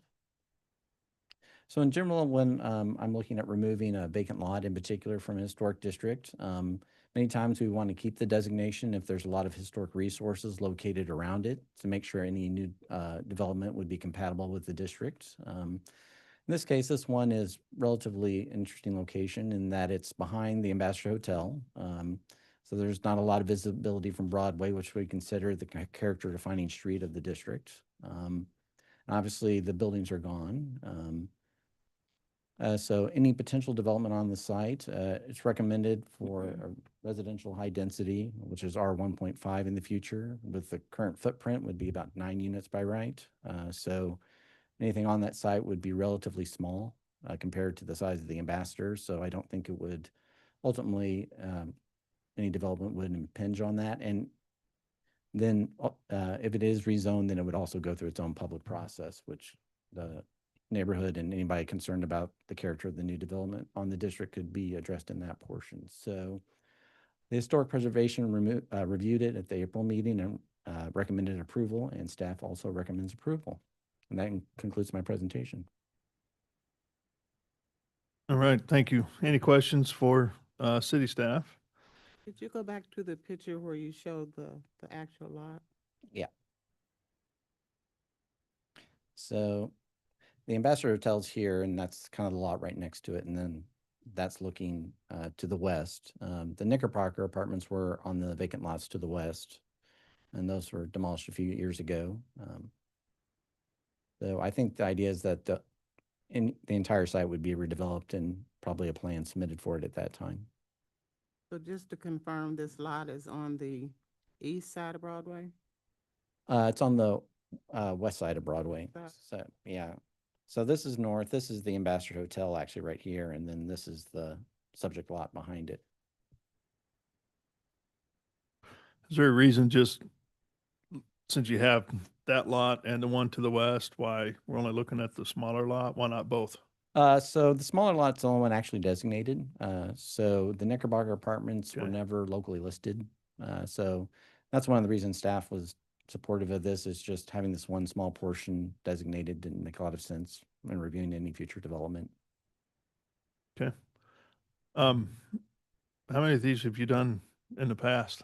Oh, not a lot. We did do a reconfiguration of the Quality Hill Historic District a few years ago. It had a number of demolished buildings, and we kind of shrank the boundaries to kind of focus on what was remaining. So, okay. Any other questions for city staff? So does this affect the boundaries now? So yeah, if we remove this lot, it would basically move the boundary to basically right here. So the Ambassador Hotel would still be designated and still fall under the review of the Historic Preservation Commission. It's just the vacant lot would not. So visually, tell me again what the boundaries are for the other buildings you mentioned that are in this district. So the Ambassador Hotel is located here. And then the Congress Building, the Hyde Park Building, Betsy Ross, Barclay are all on the east side of the Broadway. So truthfully, you can't see this lot from any of these buildings because the Ambassador Hotel is so large. I see that says Knickerbocker, so that's that small street. Yep, Knickerbocker Place. It runs next to Kansas City Life. Mm-hmm. Okay. So the district is just down Broadway with that extension to the back of the Ambassador. Yeah. And that was really just because those two apartment buildings were historically associated with the Ambassador and then were demolished in 2012. So just to look more at that area, is there not a initiative going on now to create a new historic district that abuts that on the backside? Actually, it would be to the west, to Mhm. Pennsylvania. So you see those buildings and kind of in the background. So it would include those, and that would be the eastern edge of the district, then going further west towards Southwest Trafficway. But they would end up, if approved, being two separate districts. They're not going to try to. Yeah, it'd be two. The whole area. Commissioner Beasley, can you make sure you speak in the microphone, please? Sorry. Yeah, it would be. Everybody wants to Yes, hear you. it would be two separate districts if approved. Yeah. Okay. I'm finished. Okay. All right, let's welcome the applicant then. Good morning. Good morning, Chair Crowell and Commissioners. My name is Gina Anderson. I'm with Kansas City Life Insurance Company, and I just wanted to give a little bit of history with this property. My understanding is sometime in 2008 to 2009, Kansas City Life approached the owner of these two buildings to request to purchase it, but the owner at that time was not interested in selling. At some point after we approached the owner, my understanding is the bank foreclosed on those assets. And in 2011, Kansas City Life reached an agreement with the foreclosing bank to purchase those properties. Unfortunately, very shortly thereafter, we were notified by the city that these buildings were put on the dangerous buildings list, and they requested we demolish them. So we did in 2012. So I think we owned those structures for plus or minus 12 months before, excuse me, before we had to demolish those. So what prompted this request? Last fall, I received a letter from Missouri State Historic Preservation Office, SHPO, notifying us that they were going to be removing the larger lot that is not on the local historic register from the National Register of Historic Places because the buildings on that property had been demolished. Once I saw the letter and realized that that was going to be unilaterally removed by SHPO, and by the way, they have removed the larger Knickerbocker lot from the National Historic Register, I inquired about the smaller lot. I called Brad and found out that this was on a local historic district, asked if there was a way, if it was feasible in a way to remove that, because this eventually will be one larger development site. And with SHPO removing the larger site from the national, it didn't make sense to us to have the smaller lot on the local historic register. So that's what prompted our request. We do hope to develop these lots at some point in the future. And so we respectfully request that you help us remove this from the local historic register in this district. Okay, thank you. Any questions for the applicant? Commissioner Lynch, any questions? None here. Okay. All right, thank you. So let's open it up for public testimony then.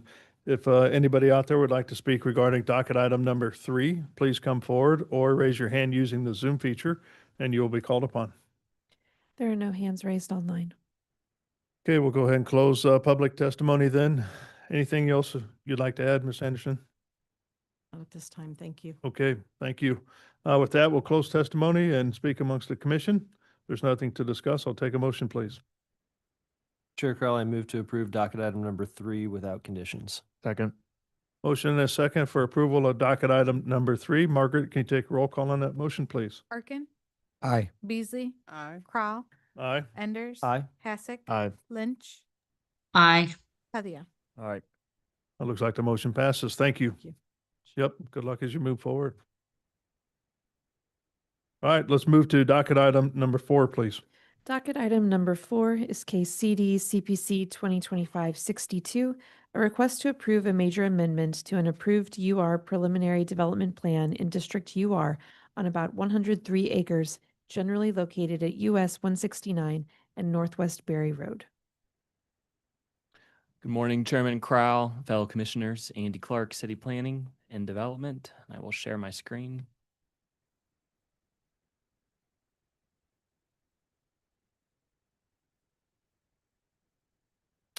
Before you today is docket number 4. This is a major amendment to a previously approved UR development plan. So it's a rezoning to UR and a major amendment at Metro North Crossing.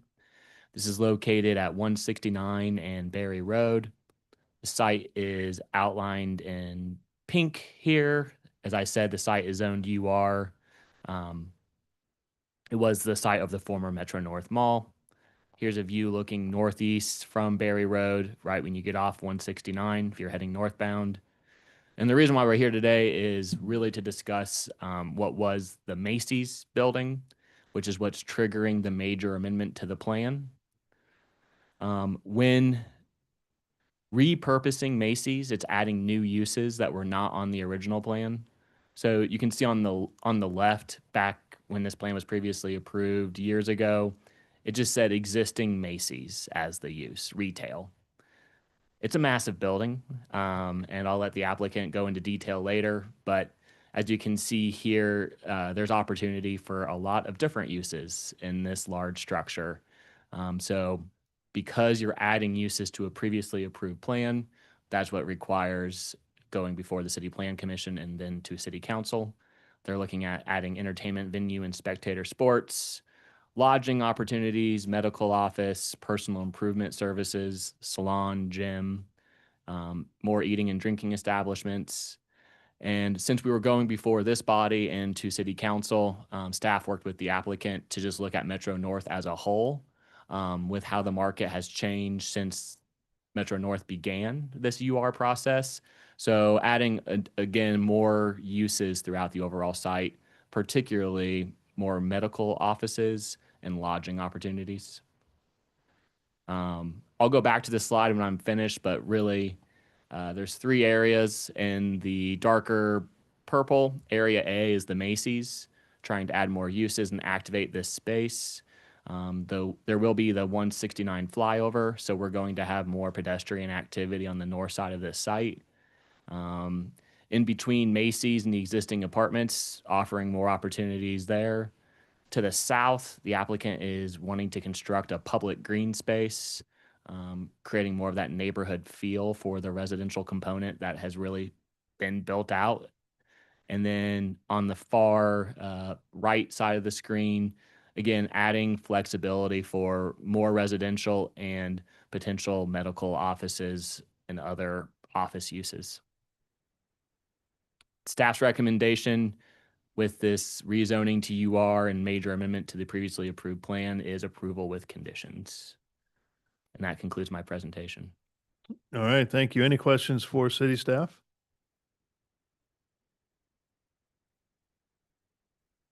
No. Okay. All right, let's welcome the applicant then. Good morning. Morning, Dan Horn with IAS Partners. We're the developer on the project. As Andy mentioned, the main reason we're here today is to discuss the future uses for the Macy's building. So we do have leases signed with 2 tenants that will occupy the entirety of the building. Can you hear me okay? Okay. Yeah. The first tenant is Furniture Mall of Missouri. So they'll be occupying the entire first floor and half of the second floor. And the second tenant, which we are excited to announce now, it's called NRG Adventure Park. It's a new to market kids entertainment use that will occupy about half of the second floor. That lease is signed as well. So yeah, the bulk of why we're here today is to make sure that we get the UR plan cleaned up to allow for those 2 uses in the Macy's building. We're really excited about both concepts. We're investing about $1.5 million in the exterior of the building to really give the Macy's building a really nice facelift so that it looks like it belongs with the project. You know, I'm sure you all can imagine, you know, from day one at Metro North, every time we've had conversations with any potential tenant, restaurant group, retailer, et cetera, the first question is always, well, what's going on with that big Macy's building? So it's been really nice to have a good answer for that question now, and a good long-term solution. And that's led to some other exciting conversations with potential tenants down the road that we hope to be in front of you again later to discuss. And then as far as the medical use that Andy alluded to, so the parking on the Macy's parcel is obscene.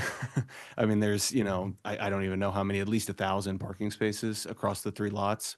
And of course, the days of the needs for parking for those department stores has changed dramatically. So we're just looking at creating more density on the project and, you know, getting rid of some of that enormous amount of parking right on the highway, which is kind of the gateway to the project in a lot of ways. So nothing imminent with respect to future uses in the parking lots. But part of this process is just giving us that flexibility to see what we can do with some of the excess parking. And then I'll just touch on the other areas up here. The area in orange on the right side, so that most likely will be a second phase of Woodstone, which is our residential component that we completed a few years ago. We don't have a timeline set in stone. Right now, I would assume we'd probably start construction sometime next year, but that's subject to shift. Woodstone Phase 1's been a great success. It's 99% leased, and we've got a couple great restaurants in there and some really good local retailers. So that's been a huge success for us, and which is why we're, of course, pursuing a second phase of that. And then the green space Andy mentioned would accompany that phase as well. So happy to answer any questions anyone has. Okay, thank you. Any questions for the applicant? Could you tell me the name of the kids venue again? Yeah, it's called NRG. Yeah, Adventure Park. Speak in your microphone, please. Unfortunately. NRG? Yep. Yeah, they're based in New Jersey, but it's a concept that they're looking to roll out across the country. But we'd be, I believe, the 3rd or 4th opened. So it's a pretty new concept, but we've been talking to them for a long time, and I think it's going to be a really unique, exciting addition to the Northland. Okay. I certainly appreciate your tenacity you've had with the Metro North parcel. Yeah. It's been a big project and a long-term project, and it's turning out really nice. And there's been a lot of activity happening around it too. So Yeah. Congratulate you on that effort. Thank you. All right, so let's open it up for public testimony. If there's anybody out there that would like to speak regarding docket item number 4, please come forward or raise your hand using the Zoom feature, and you'll be called upon. We have no hands raised online. All right, so we'll close public testimony. Anything else you'd like to add from applicant standpoint? Not that I can think of. Okay, with that, we'll close testimony and speak amongst the commission. And if there's nothing to discuss, I'll take a motion, please. Chair Crowell, I move to approve docket item number 4 with conditions. Second. So we got a motion and a second for approval of docket item number 4. Margaret, can you take roll call on that motion, please? Arkin, Aye. Beasley, Aye. Crowell, Aye. Enders. Aye. Hassick. Aye. Lynch. Aye. Hadia. Aye. All right, looks like the motion passes then. Thank you very much. All right, thank you. All right, let's move on to docket item number 5. Is everybody okay? Or do we need to take a 5 or 10 minute break? All right. You're good? Okay. Docket item number 5 is case CD CPC 2025-58, a request to approve a major amendment to a previously approved development plan in District B3-3 on about 6 acres generally located at the southeast corner of North Congress Avenue and Northwest Prairie View Road, allowing for a 7,244 square foot building addition to the existing J. Wolf Toyota dealership. And I just want to say, please welcome our intern, Mike Foster. This is his very first presentation to the City Plan Commission, so I hope you will welcome him. Welcome. Yeah. It won't be hard on you. Thank you.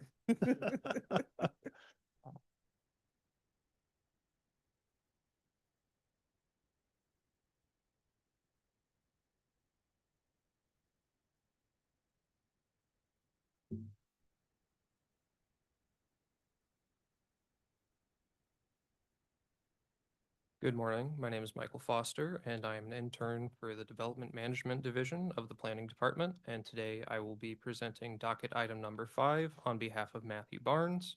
Docket item number 5 is a major amendment for an expansion to J. Wolf Toyota. Here's a general idea of where the site is located in the city. It's in the northwest portion of the city in the first council district. You're zoomed in a little bit on that previous map. The site is highlighted in yellow, and for some further context, just south of where this picture cuts off is Zona Rosa, and just to the northwest is the airport. Here's a view of the site from Prairie View Road. Then here's a view of the site from Congress Avenue.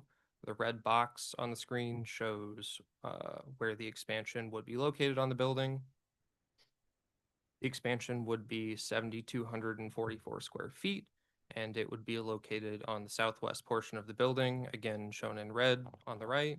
And the additional space would serve for the dealership service department.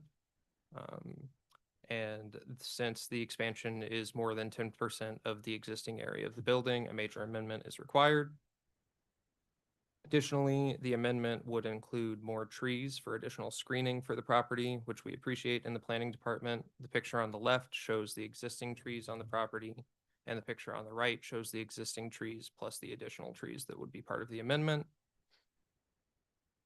And then here's a look at what the expansion would look like. The exterior walls are going to be brick painted white to match the existing building, and the garage doors will be transparent. And staff recommends approval with conditions, and we would be happy to answer any questions you have. Okay, thank you. Any questions from the commission to city staff? No. All right, let's welcome the applicant then. Good morning. Morning. Lance Scott, CFS Engineers, 1421 East 104th Street, Suite 100. Wonderful presentation. We don't have anything to add to that. We agree with all the conditions and be happy to answer any questions you have. Okay, thank you. Any questions for the applicant? All right, let's open it up for public testimony then. If there's anybody out there that would like to speak regarding docket item number 5, please come forward or raise your hand using the Zoom feature and you will be called upon. There are no hands raised online, unfortunately. Okay, we'll go ahead and close public testimony. Assume there's nothing else to add at this point in time. What's the building going to be used for? Is it Service. service? Additional service, yes. Okay, gotcha. So All right, with that, You have a time frame of how long it would take you to complete that expansion? I think construction's probably 9 months, something like that. So starting as soon as we can. Thank you. all right, I'll take a motion, please. Good presentation. Chair Crowley, move to approve docket item number 5 with conditions. Second. Got a motion and a second for approval of docket item number 5. Margaret, can you take roll call on that motion, please? Arkin. Aye. Beasley. Aye. Crowell. Aye. Enders. Aye. Hassick. Aye. Lynch. Aye. Padilla. Aye. All right, looks like the motion passes then. Thank you very much. Thank you. I do want to take a little break just for getting a drink, and I can hear Commissioner Lynch whispering that in my ear. So let's take, was it 11 o'clock now? So be back at 11:15. Okay. Thank you. Sorry about that, the last 2 cases. Oh, okay. Oh, Brian. I can't figure out how to stop share. Yeah, just close it out. Yes. Okay, I'll see you back there. Stop share. Perfect. Thank you. Good job. Thanks. Congratulations.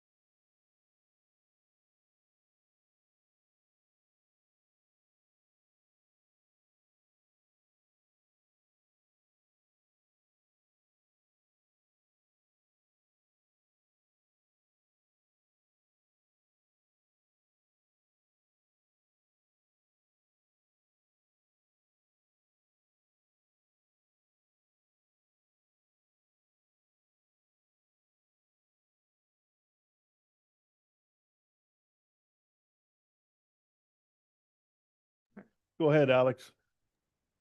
You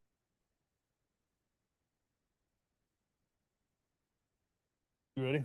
You got the recording? Okay. All right. So welcome back and to the City Planning Commission. Let's go ahead. We're on docket item number 6, please. If the applicant's here, come on up if you don't mind. They're online. Online. Okay.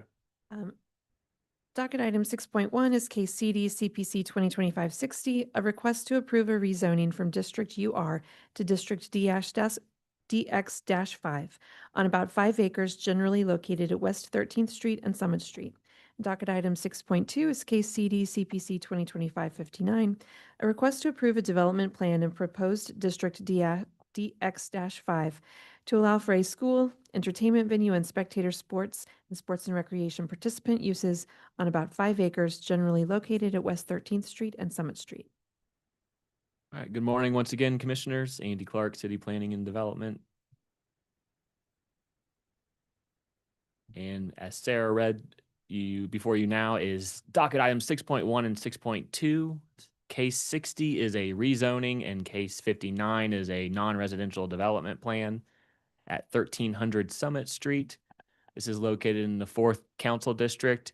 It is located here roughly in one of the several armpits of the downtown loop on the exterior of it. The site is currently zoned UR. It was the FBI field office, which has been vacant for just about a year. Here's a view looking northwest from Summit Street.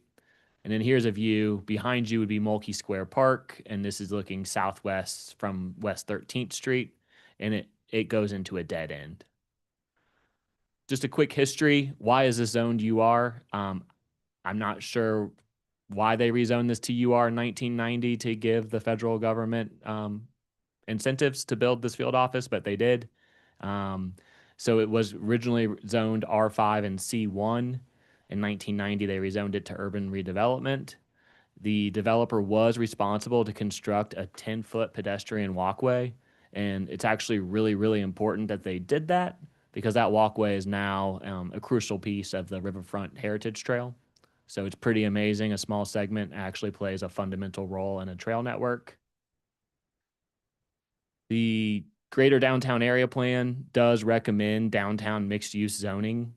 The old UR plan was really restrictive. It only allowed for office. The Guadalupe Centers are proposing a high school here with a second phase outlined in purple.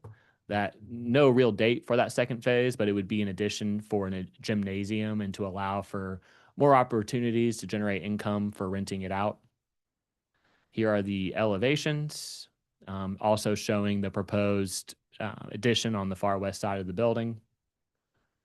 Again, proposed uses. Staff worked with Guadalupe Centers to not put themselves in a corner and really list out everything they might want to use this large building for. So we have daycares, possibly a library or cultural exhibits, religious assembly, school, entertainment venue and spectator sports, and then additionally offices and the other services that Guadalupe Centers offers. There was a letter of support attached to the staff report from the West Side Neighborhood Association. Typically in the West Side, parking is a great concern, but this site already has 250 parking stalls. There's a garage underneath the existing building, and there's also surface parking. With the existing structure and the existing parking, staff does recommend approval for the rezoning and approval with conditions for the development plan. And that concludes my presentation. Okay, thank you. Any questions from the commission to city staff? No. Okay, let's welcome the applicant then. Good morning. My name is Brian Hochstein with MKEC Engineering. Chairman Kroll and Commissioners, I'm excited to kind of follow up on Andy's presentation. I won't talk much, but mostly take comments. This is quite a unique thing to turn this building into a school with a lot of other use functions. It's been great to work with the city to kind of figure out how to properly, document all those steps. And so, and as Andy said, you know, the gymnasium is a big wish for them in the future. We figured as we're going through this development plan process, now is the time to effectively master plan that and help them also understand some of the constraints that would be imposed on them to construct those improvements. So with that, I'll just kind of wrap it up and take any questions that you've got. Again, very excited to see how we can transform this building into its next better use. All right, thank you. Any questions for the applicant? I just want to confirm, nothing is in there currently. The building is currently vacant. Yeah. Okay. Thank you. It'll be a complete regut of the building and building it up for the school. Yes. The current configuration, if you will, you know, from FBI field office and a bunch of offices isn't really conducive to the learning environment. So we did explore trying to preserve portions of the building on the interior, but for the most part, it will be completely gutted on the inside, for lack of a better word. Yeah. Okay. Any other questions from the commission? All right, with that, let's open it up for public testimony. If there's anybody out there from the public that would like to speak regarding docket items 6.1 and 6.2, please come forward or raise your hand using the Zoom feature and you'll be called upon. We do have a hand raised online. I'll promote Virginia Salazar Bellis to panelist. Okay.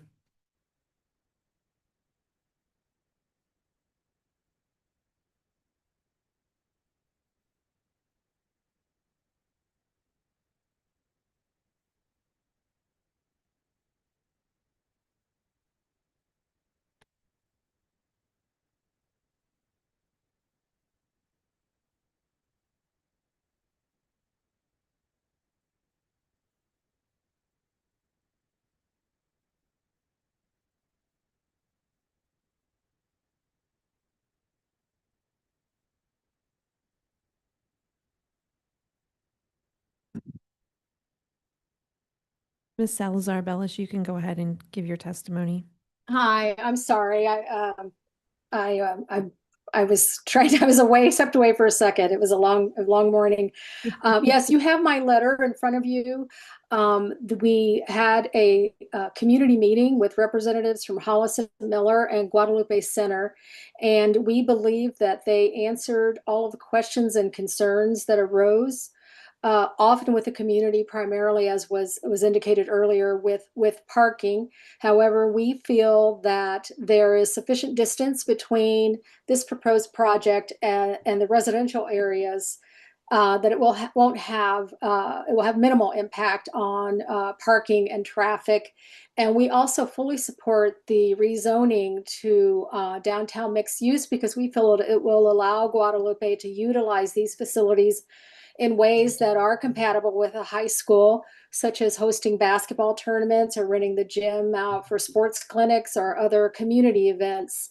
And I also, want to reiterate that we believe Guadalupe Center to be a vital partner for the community. They're always very helpful to the neighborhood residents, to the neighborhood association, and all the services that they provide for the community, not just on the west side, but the community at large. So all members of the West Side Neighborhood Association Board of Directors voted unanimously to support this project. All right, thank you. Thank you. Anybody else? That's the only hand raised online. Okay. Well, just going back to Mr. Hochstein. Well, this project so where you're at currently in your current facility, so everything will move here, or do you maintain the other building currently? Yeah, I think it's about a space issue. Currently, Guadalupe Centers is in a fundraising mode, so they're looking to complete the fundraising. We're just basically taking the planning step. So there isn't a defined schedule yet when they want to move in here. They are looking at some other education uses maybe sooner for like adult education, utilizing some of the other spaces that are available because of the nature of the FBI building for adult education. So that's kind of the timeline or lack of timeline, if you will, on the relocation of it. But it will be their high school, allowing them to kind of move facilities. They have consistently grown and had need for additional spaces on basically all of their campuses. So, Okay, thank you. So we'll close public testimony then. And with that, if there's nothing else to discuss, we'll, amongst the commission, or maybe there is, I'll take a motion, please. Chair Crowell, I move to approve docket item 6.1 without conditions and 6.2 with conditions. Second. I've got a motion and a second for approval of docket items 6.1 and 6.2. Margaret, can you take a roll call on that motion, please? Arkin, Aye. Beasley, Aye. Crowell, Aye. Enders. Aye. Hassick. Aye. Lynch. Aye. Talia. Aye. All right, looks like the motion passes then. Thank you for bringing it in and good luck with that. thank you. We appreciate the time. All right, docket item number 7, please. Docket item number 7 is case CD SUP 2025-3, a request to approve a special use permit to allow for gasoline and fuel sales in District M1-5 on about 0.7 acres, generally located at East 12th Street and Jackson Avenue. Okay, and this will be the final case, and I will share my screen.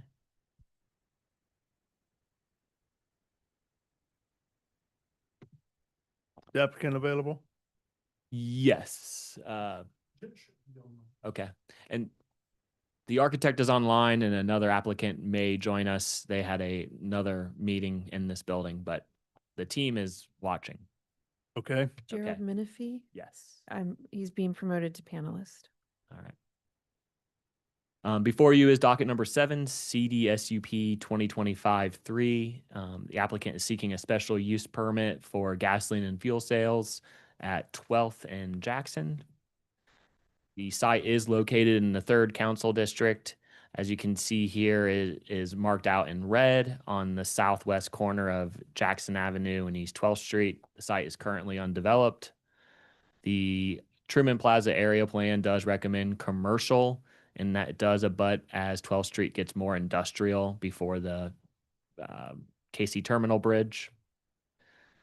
Here's what the site looked like in 2011. There was a billboard here for years right on the corner of 12th and Jackson. And then there was a really nice corner building across the street. Here's the site today in 2024. It's also important to notice this used to be a signalized intersection. But you may recall years ago, the city did remove several signalized intersections. So right now it's a 3-way stop. And if you go out there at rush hour, there is congestion. History, kind of interesting here. There was a small building there in 1909, but then by 1951, that building was gone and there has been nothing there except for the billboard. There is a lot of residential uses to the west of this site. And again, with the new gasoline and fuel standards, there are distance requirements. The star in the middle is the subject property. So this site is within 200 feet of a residential zoning district, which is not permitted for gasoline and fuel sales. And then it's also within 2,000 feet of an existing gas station. And if you were to zoom out and go to a mile range, which is not the criteria, you can see how many existing gas stations there are in this area. Staff really worked with the applicant, and I know they're online and some people are here, but we really, really are happy that we were able to work together. And by version 3, got to a design that staff believes is safer from a crime prevention element as well as circulation. A lot of it was trying to figure out how a tanker could safely get in and out of the site. So the placement of the curb cuts, the applicant not only worked with city planning staff, but also public works to make sure it meets their standards. They reduced the size of the curb cuts to 24 feet and were able to figure out where to put the fuel tank to really keep the tanker out of the primary circulation area. On the north end of the building, by pushing the building closer to the street, there's a pedestrian access on the north side, which promotes more windows and visibility. That was a big push from Officer Krebs with KCPD. And then there will also be the windows and door facing the fuel pumps. The applicant originally started with primarily an EFIS type of building material.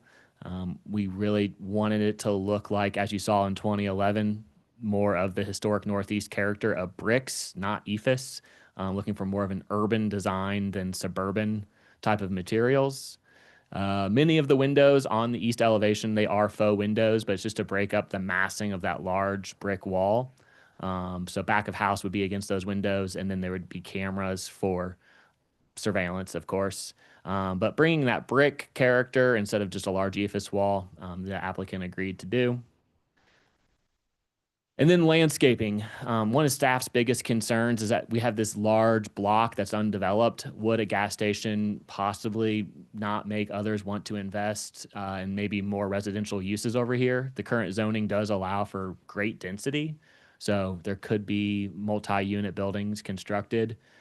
So working with the applicant again, they are proposing this 5-foot fence that would have brick columns, and then on the outside of the fence would be a type of red cedar or red cypress. So over time, there would be a continuous row of screening.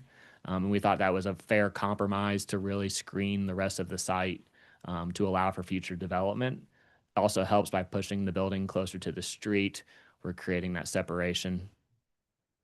Staff's recommendation on this case is denial. And if you read the staff report, the denial basis is because of the separation distances. Staff does not believe we can recommend approval for a project that does not comply with what the separation distances require in the zoning code. But we do applaud the applicant for their site design, the landscaping, having windows and 2 entries. That concludes my presentation. Okay, thank you. Any questions for city staff? No. Get down here. So just the denial is really just based on the new criteria. The separation distance. Okay. We don't see there being any physical hardship when you're building something new to get relief from a separation distance. Okay. All right, let's welcome the applicant then. We have Gerald Menifee online.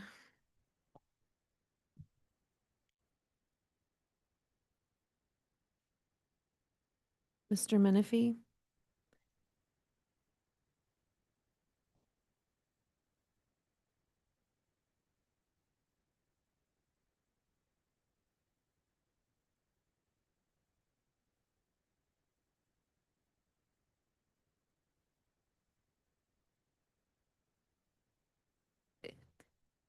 Camd That's is Khalid. okay. Yep.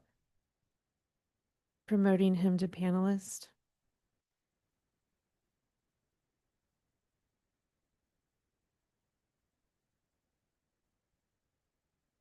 So either of you can turn on your camera and microphone to speak to the commission.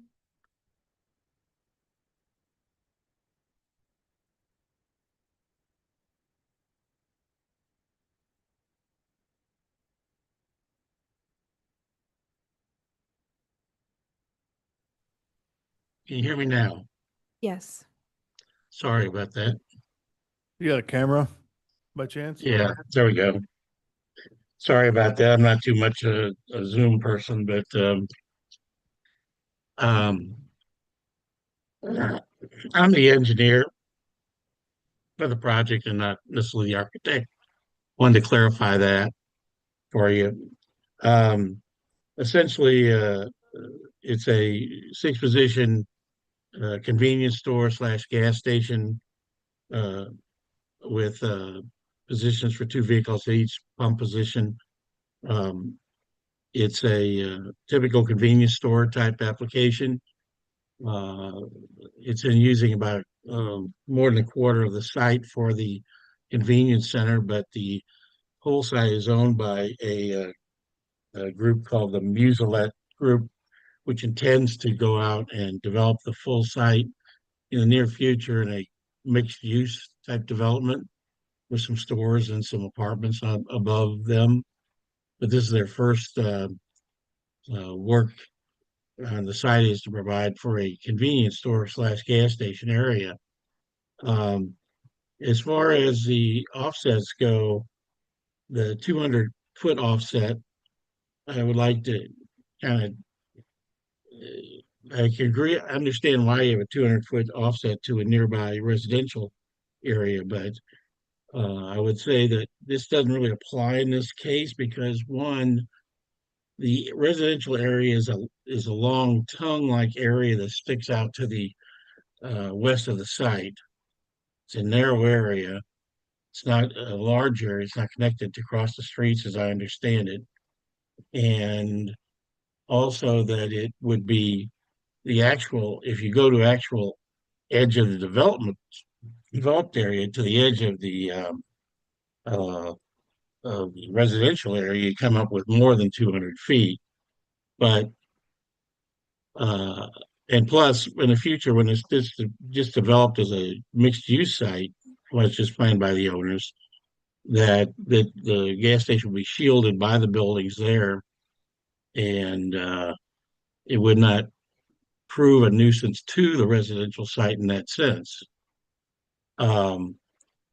We're aware of the 2,000-foot requirement by being near another gas station, which is unfortunate, but we did talk with the neighborhood associations out there, did have a group meeting. I was not in attendance, but I've been told that they were all in favor of the new convenience store, mainly assuming because it provides some grocery service, which is not readily available for people to walk to.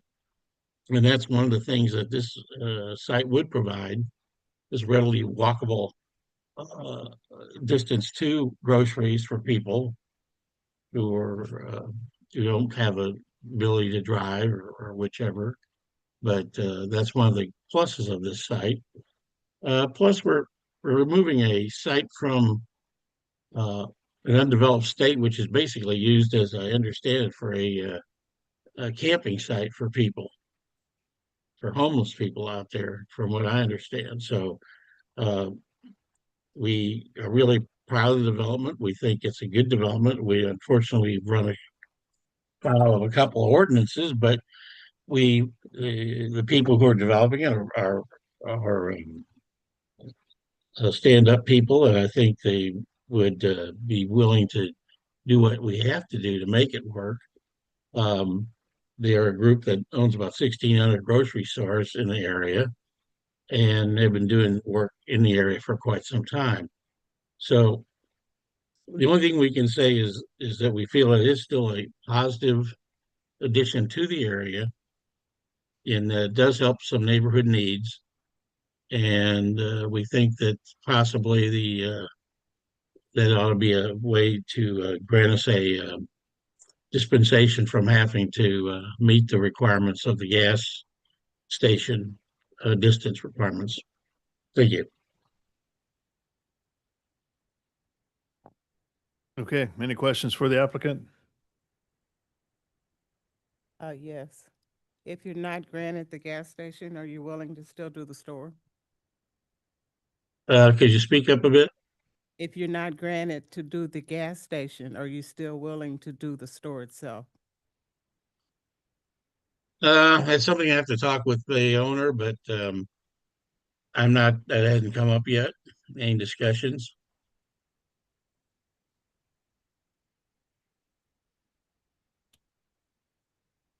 Anybody else got any questions? Okay. Let's open it up for public testimony then. If there's anybody out there who'd like to speak regarding docket item number 7, please come forward or raise your hand using the Zoom feature and you'll be called upon. Good morning. Good morning, Chair and Commissioners. My name is Angie Curtis. I'm the Executive Director of the Neighborhood Association that met with a couple of the developers. I'm here representing the Likens Neighborhood Association, which boundaries are Independence Avenue to the north, Benton Boulevard to the west, and from Truman Road to Hardesty, southeast, 9th Street to the south. The Likens Neighborhood Association has expressed conditional support for the project. pending the establishment of a formal community benefits agreement that reflects the priorities and well-being of our residents. We have communicated to the developers that failure to have an executed agreement prior to today's meeting will result in the associations opposing the development. The developers did respond promptly and sent a draft of a community agreement. The core provisions we are seeking include no liquor sales after 11 p.m., on-site security during appropriate hours, enforcement of no loitering policy, adequate exterior lighting, maintenance of the property and surrounding right-of-ways within a block radius, sponsorship of neighborhood events when appropriate, appointment of designated contact person for neighborhood communication, and a clause for noncompliance. We believe these expectations are reasonable and necessary to protect the quality of life of our residents. We are asking for time to work with the developer and our legal representatives to ensure that the final agreement protects the integrity and quality of life of our neighborhood. Thank you for your time. All right, thanks. So you've already talked to them about these requests? Yes, and they have sent over a draft that do include the provisions that I just read. And we do want to kind of go and revise the compliance portion of it. So it has really some teeth in it and, you know, to make sure that the compliance is happening. Okay. What's the next step of this project? Is to go through BZA and council or No, just just BZA. Just BZA. Okay. All right. Thank you. Thank you all. Anybody else? We do have a hand raised online. Lizette, You're part of the applicant team, is that right? Okay. When we're done with public testimony, prefer you sit up here. Okay.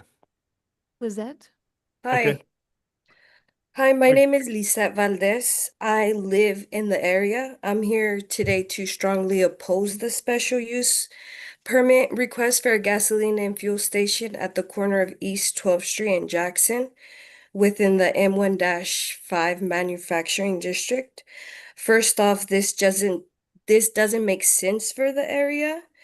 The zone is meant for manufacturing and industrial uses, not for retail businesses like gas stations. Changing the zoning for this area to allow fuel cells is a step away from what the district was designed for, and it's not in line with the long-term goals for this part of the city. Also, there are also significant safety concerns. This is a densely populated area with residential buildings, schools, and businesses nearby. Introducing a gas station here puts everyone at risk of potential accidents, spills, or even fires.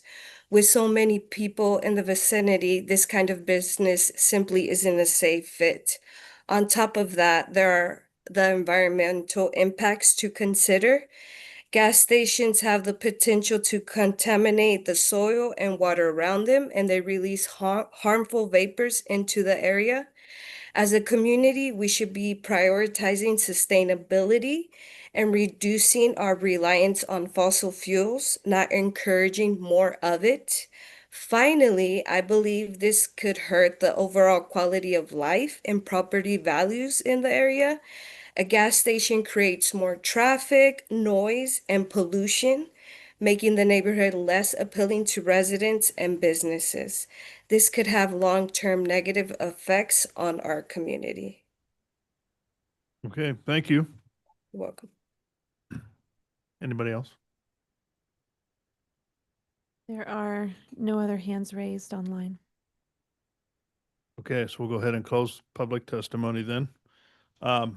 Was there something, how are you related to the app? So I'm here on behalf of the applicant. Are you a owner or? No, I represent him in this transaction. Okay. We're part of the acquisition team and development team. Just wanted to answer a couple of, I wanted to answer your questions from earlier about the willingness to go with the retail in case of a denial for the gas station application. The thought was to come into a blighted site and as a phase one, put a gas station there, also with a component of a retail, in particular as a restaurant. From the seller's, obviously from my applicant standpoint is, it's a safer investment to develop a new gas station there with the retail component for the neighborhood and as a phase two on the remaining land to go with retail, potentially mixed use. Having a new development there, obviously, we figured we'd encourage others also to come into the area. And as a phase two, as the area around it starts to clean up, then we go to phase two and then introduce the retail component. My client is in the grocery store arena. He has several in the city, but we're actually in the middle of also introducing a project in KCMO to bring in Wood Fresh Market as well. So that's why we felt that to go with that first, it's a safer investment from his standpoint as far as why we wouldn't go with the retail component initially versus the gas station. And then I wanted to comment also on what Angie has just shared, that the applicant is willing to meet those requirements from the neighborhood. And I was actually on the tour with the neighborhood. We toured a couple of the properties that the applicant owns, particularly gas station newly developed on 175th and Flum, just to kind of show the neighborhood that would be a replica of that particular building at this site. Okay. You mentioned that the applicant is in the grocery store arena. Mhm. Does he have any grocery stores in this area? We are actually introducing a new project. We're currently actually, my colleague is in room 5 talking to Chelsea French. We were introducing one where Sunfresh is, North Kansas City. We're going to go introduce a World Fresh Market there as well. Talking about the urban core here, do they have anything? Not at the moment, no. That's the plan down the road with this particular site. But there is 3 on Independence Avenue. There is on Independence Avenue, yes. I Close. wasn't sure if that she meant that around the subject property, That's but what I there's meant. 3. Yeah, Mercado Fresco. He's the owner of Mercado Fresco and World Fresh Market. So there's 3 on Independence Avenue and then 1 on Can you speak up a little bit? 3 on Independence Avenue, 1 on Blue Ridge, 1 Yes. on Yeah. Longview. Yeah. Yeah. So Thank there's you. several. Yeah. And what's the name of them again? El Mercado Fresco and World Fresh Market. Thank you. You're welcome. Andy, I had a question for you since, so in the plan analysis, there's a line that says, site plan shows that all gasoline and fuel cell uses are located more than 200 feet. But then in conditions number 9, it says proposed gasoline and fuel sales use is within 2,000 feet of an existing gasoline and fuel sales establishment and within 200 feet of our zoning district. Yeah, and I'm zooming in. Originally, we've gone through 3 site plans. Originally, pumps and buildings were, because they own that entire area. Uh-huh. So I wasn't exactly sure where they were drawing their line in the sand Okay. on the 200 foot for the residential. Now, the 2,000 feet for the gas station separation, that one they're in no matter what by using the corner. So for the sake of, if I were interested in recommending approval, is a variance needed for the 200-foot designation, or is it just the 2,000-foot designation? And is that what would be needed? I'm pulling up my map right now.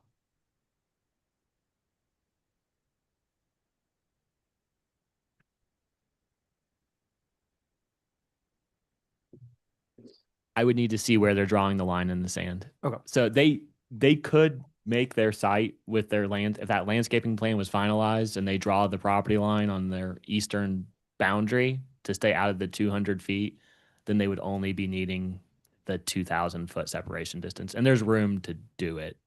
Yeah, because looking at parcel viewer, a lot of these things that look like homes are in a B4 zone. Yep.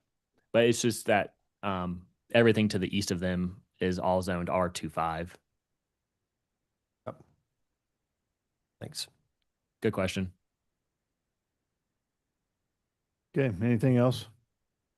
So just to clarify, the land from Jackson over to the cemetery is R25? No, that's all M zoning.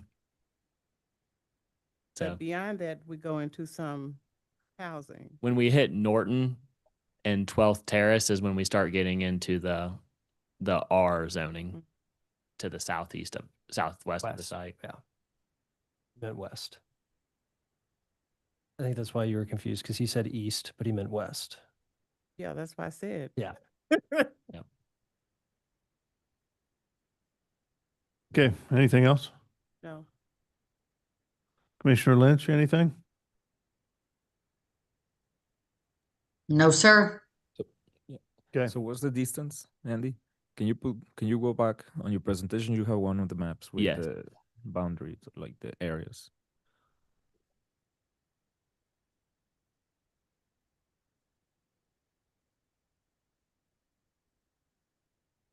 Yeah. So it's like literally like Share your screen. on the edge. It's just on the edge of the R zoning.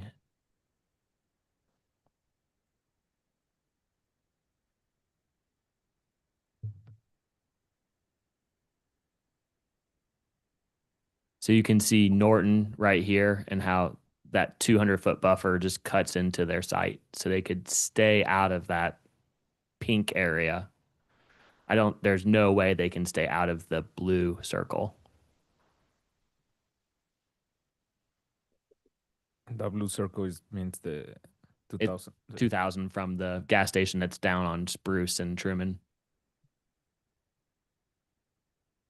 And then so if we make a recommendation, do we say contingent upon BZA approving a variance or recommending the BZA provide a variance?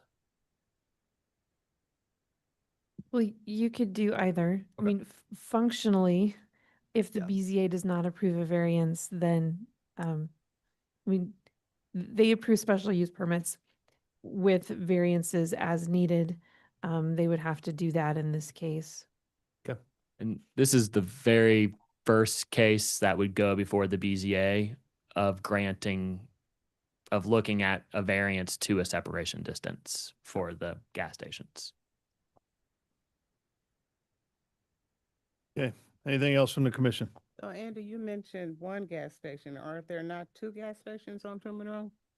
There is the other one that is just southeast of it, the other Phillips, but that's outside of the 2,000 feet.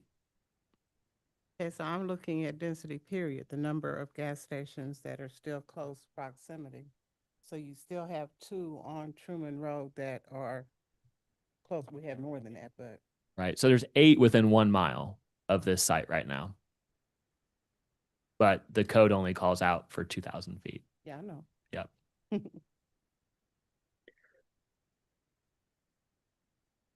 Okay, Huh? you good? No, but go ahead. We'll get your questions out. No, I don't have questions. I'm just thinking through this. Okay, Yeah, I'm good. Go ahead. all right, so at this time, we'll just speak amongst the commissioners. There's nothing to discuss. I'll take a motion, but sounds like there might be a couple of things. Well, I just think that, I don't know, looking at this just on the edge, I don't know if there is like if this doesn't happen, are we just risking that nothing else, like, nobody comes to the area and develops something? So the gas station within the 2,000 feet, that's the one on Truman. At Truman and Spruce. So really you have the railroad that's kind of also dividing that line too. So my opinion, I'd support the project. I think it fits the criteria. Yeah, the 2,000 feet is something there, but I think with the railroad there to kind of provide, kind of cuts off that 2,000 feet, in my opinion. In any event, I would support the project with the variances as discussed. Yeah, I'm impressed by how the applicant and city staff have been able to work together. This would be certainly in terms of materials, one of the nicest C-stores and gas stations that we've seen built in a long time. And so it's nice to see that the applicant's willing to invest that type of money into it. Yeah, and even working with the neighborhoods on some criteria that they have and getting that across the finish line, I think says a lot more too. Yeah, between the what looked like earlier renderings and then a more updated version of elevations, I do think that if they end up investing in what looked like, these green tile little awnings, I think that would be awesome. It seems very consistent with, a lot of the stuff that was done 20s and 30s throughout Kansas City. I think I just want to make a comment. I think they have a story of investing in areas where other developers normally won't put money, with gas stations, with grocery stores, bringing the grocery stores to food desert areas. And I know that they've been working with the city to build another couple grocery stores.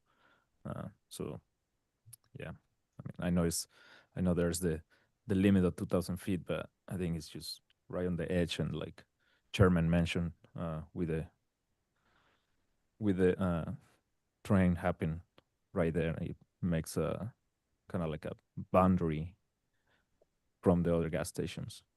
But yeah. Yeah, I just want to echo what the other commissioner said regarding your communication with the neighborhood association, and I want to commend my my neighbors over in Likens, where I'm up in the Northeast. So thank you for reaching out to them and getting what you guys needed kind of out of this relationship, and hopefully it's mutually beneficial for everyone. So my hesitation is, this is our first gas station to be considered since the moratorium or the ordinance was passed on these guidelines. So that was the first issue that I was trying to address. Being able to get you to give me more information of where you have other grocery stores, and with my commissioner here helping me out with that. And then as well, Angie being there and involved from the neighborhood, and you do have an agreement that is pretty much complete. May have one or two areas still to discuss. And then hearing that your long-term plan is to further to develop that area, I'm prone to approve.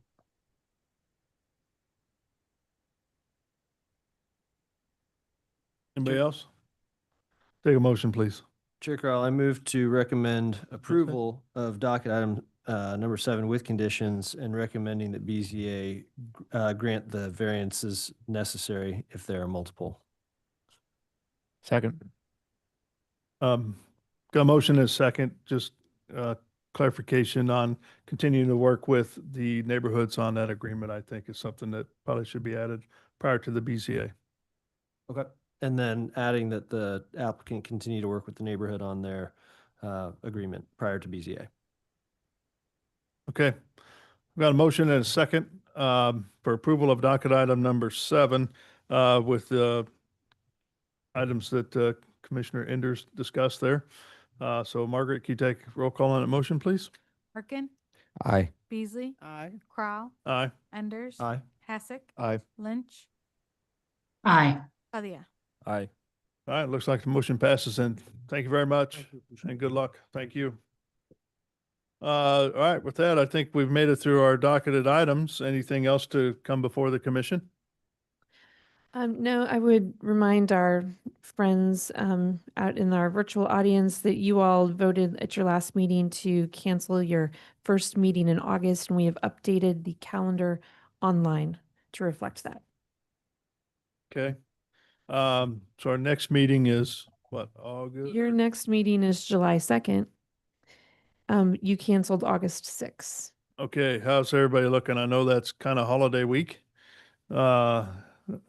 Will we have a quorum? I mean, is everybody looking to be here? August. I'm out. Oh, July 2nd. July 2nd, you're out? No, I'm here July 2nd. Okay. I'm out July 16th. I am. But I'm probably out July 2nd. I'm here on the 2nd. Okay. I'll be here for the 2nd. Okay. All right. How about you, Commissioner Lynch? You know, I'm probably going to be in town all summer, but I should know more. I'm taking Jake down to Houston next week, and we'll know if we have to be in Houston more, and if I'll be appearing virtually or in person after that. All right. Well, thanks for joining us today and hope everything's going well. Sure, thanks. All right. With that, motion to adjourn. All right. Thank you, everybody. See you on the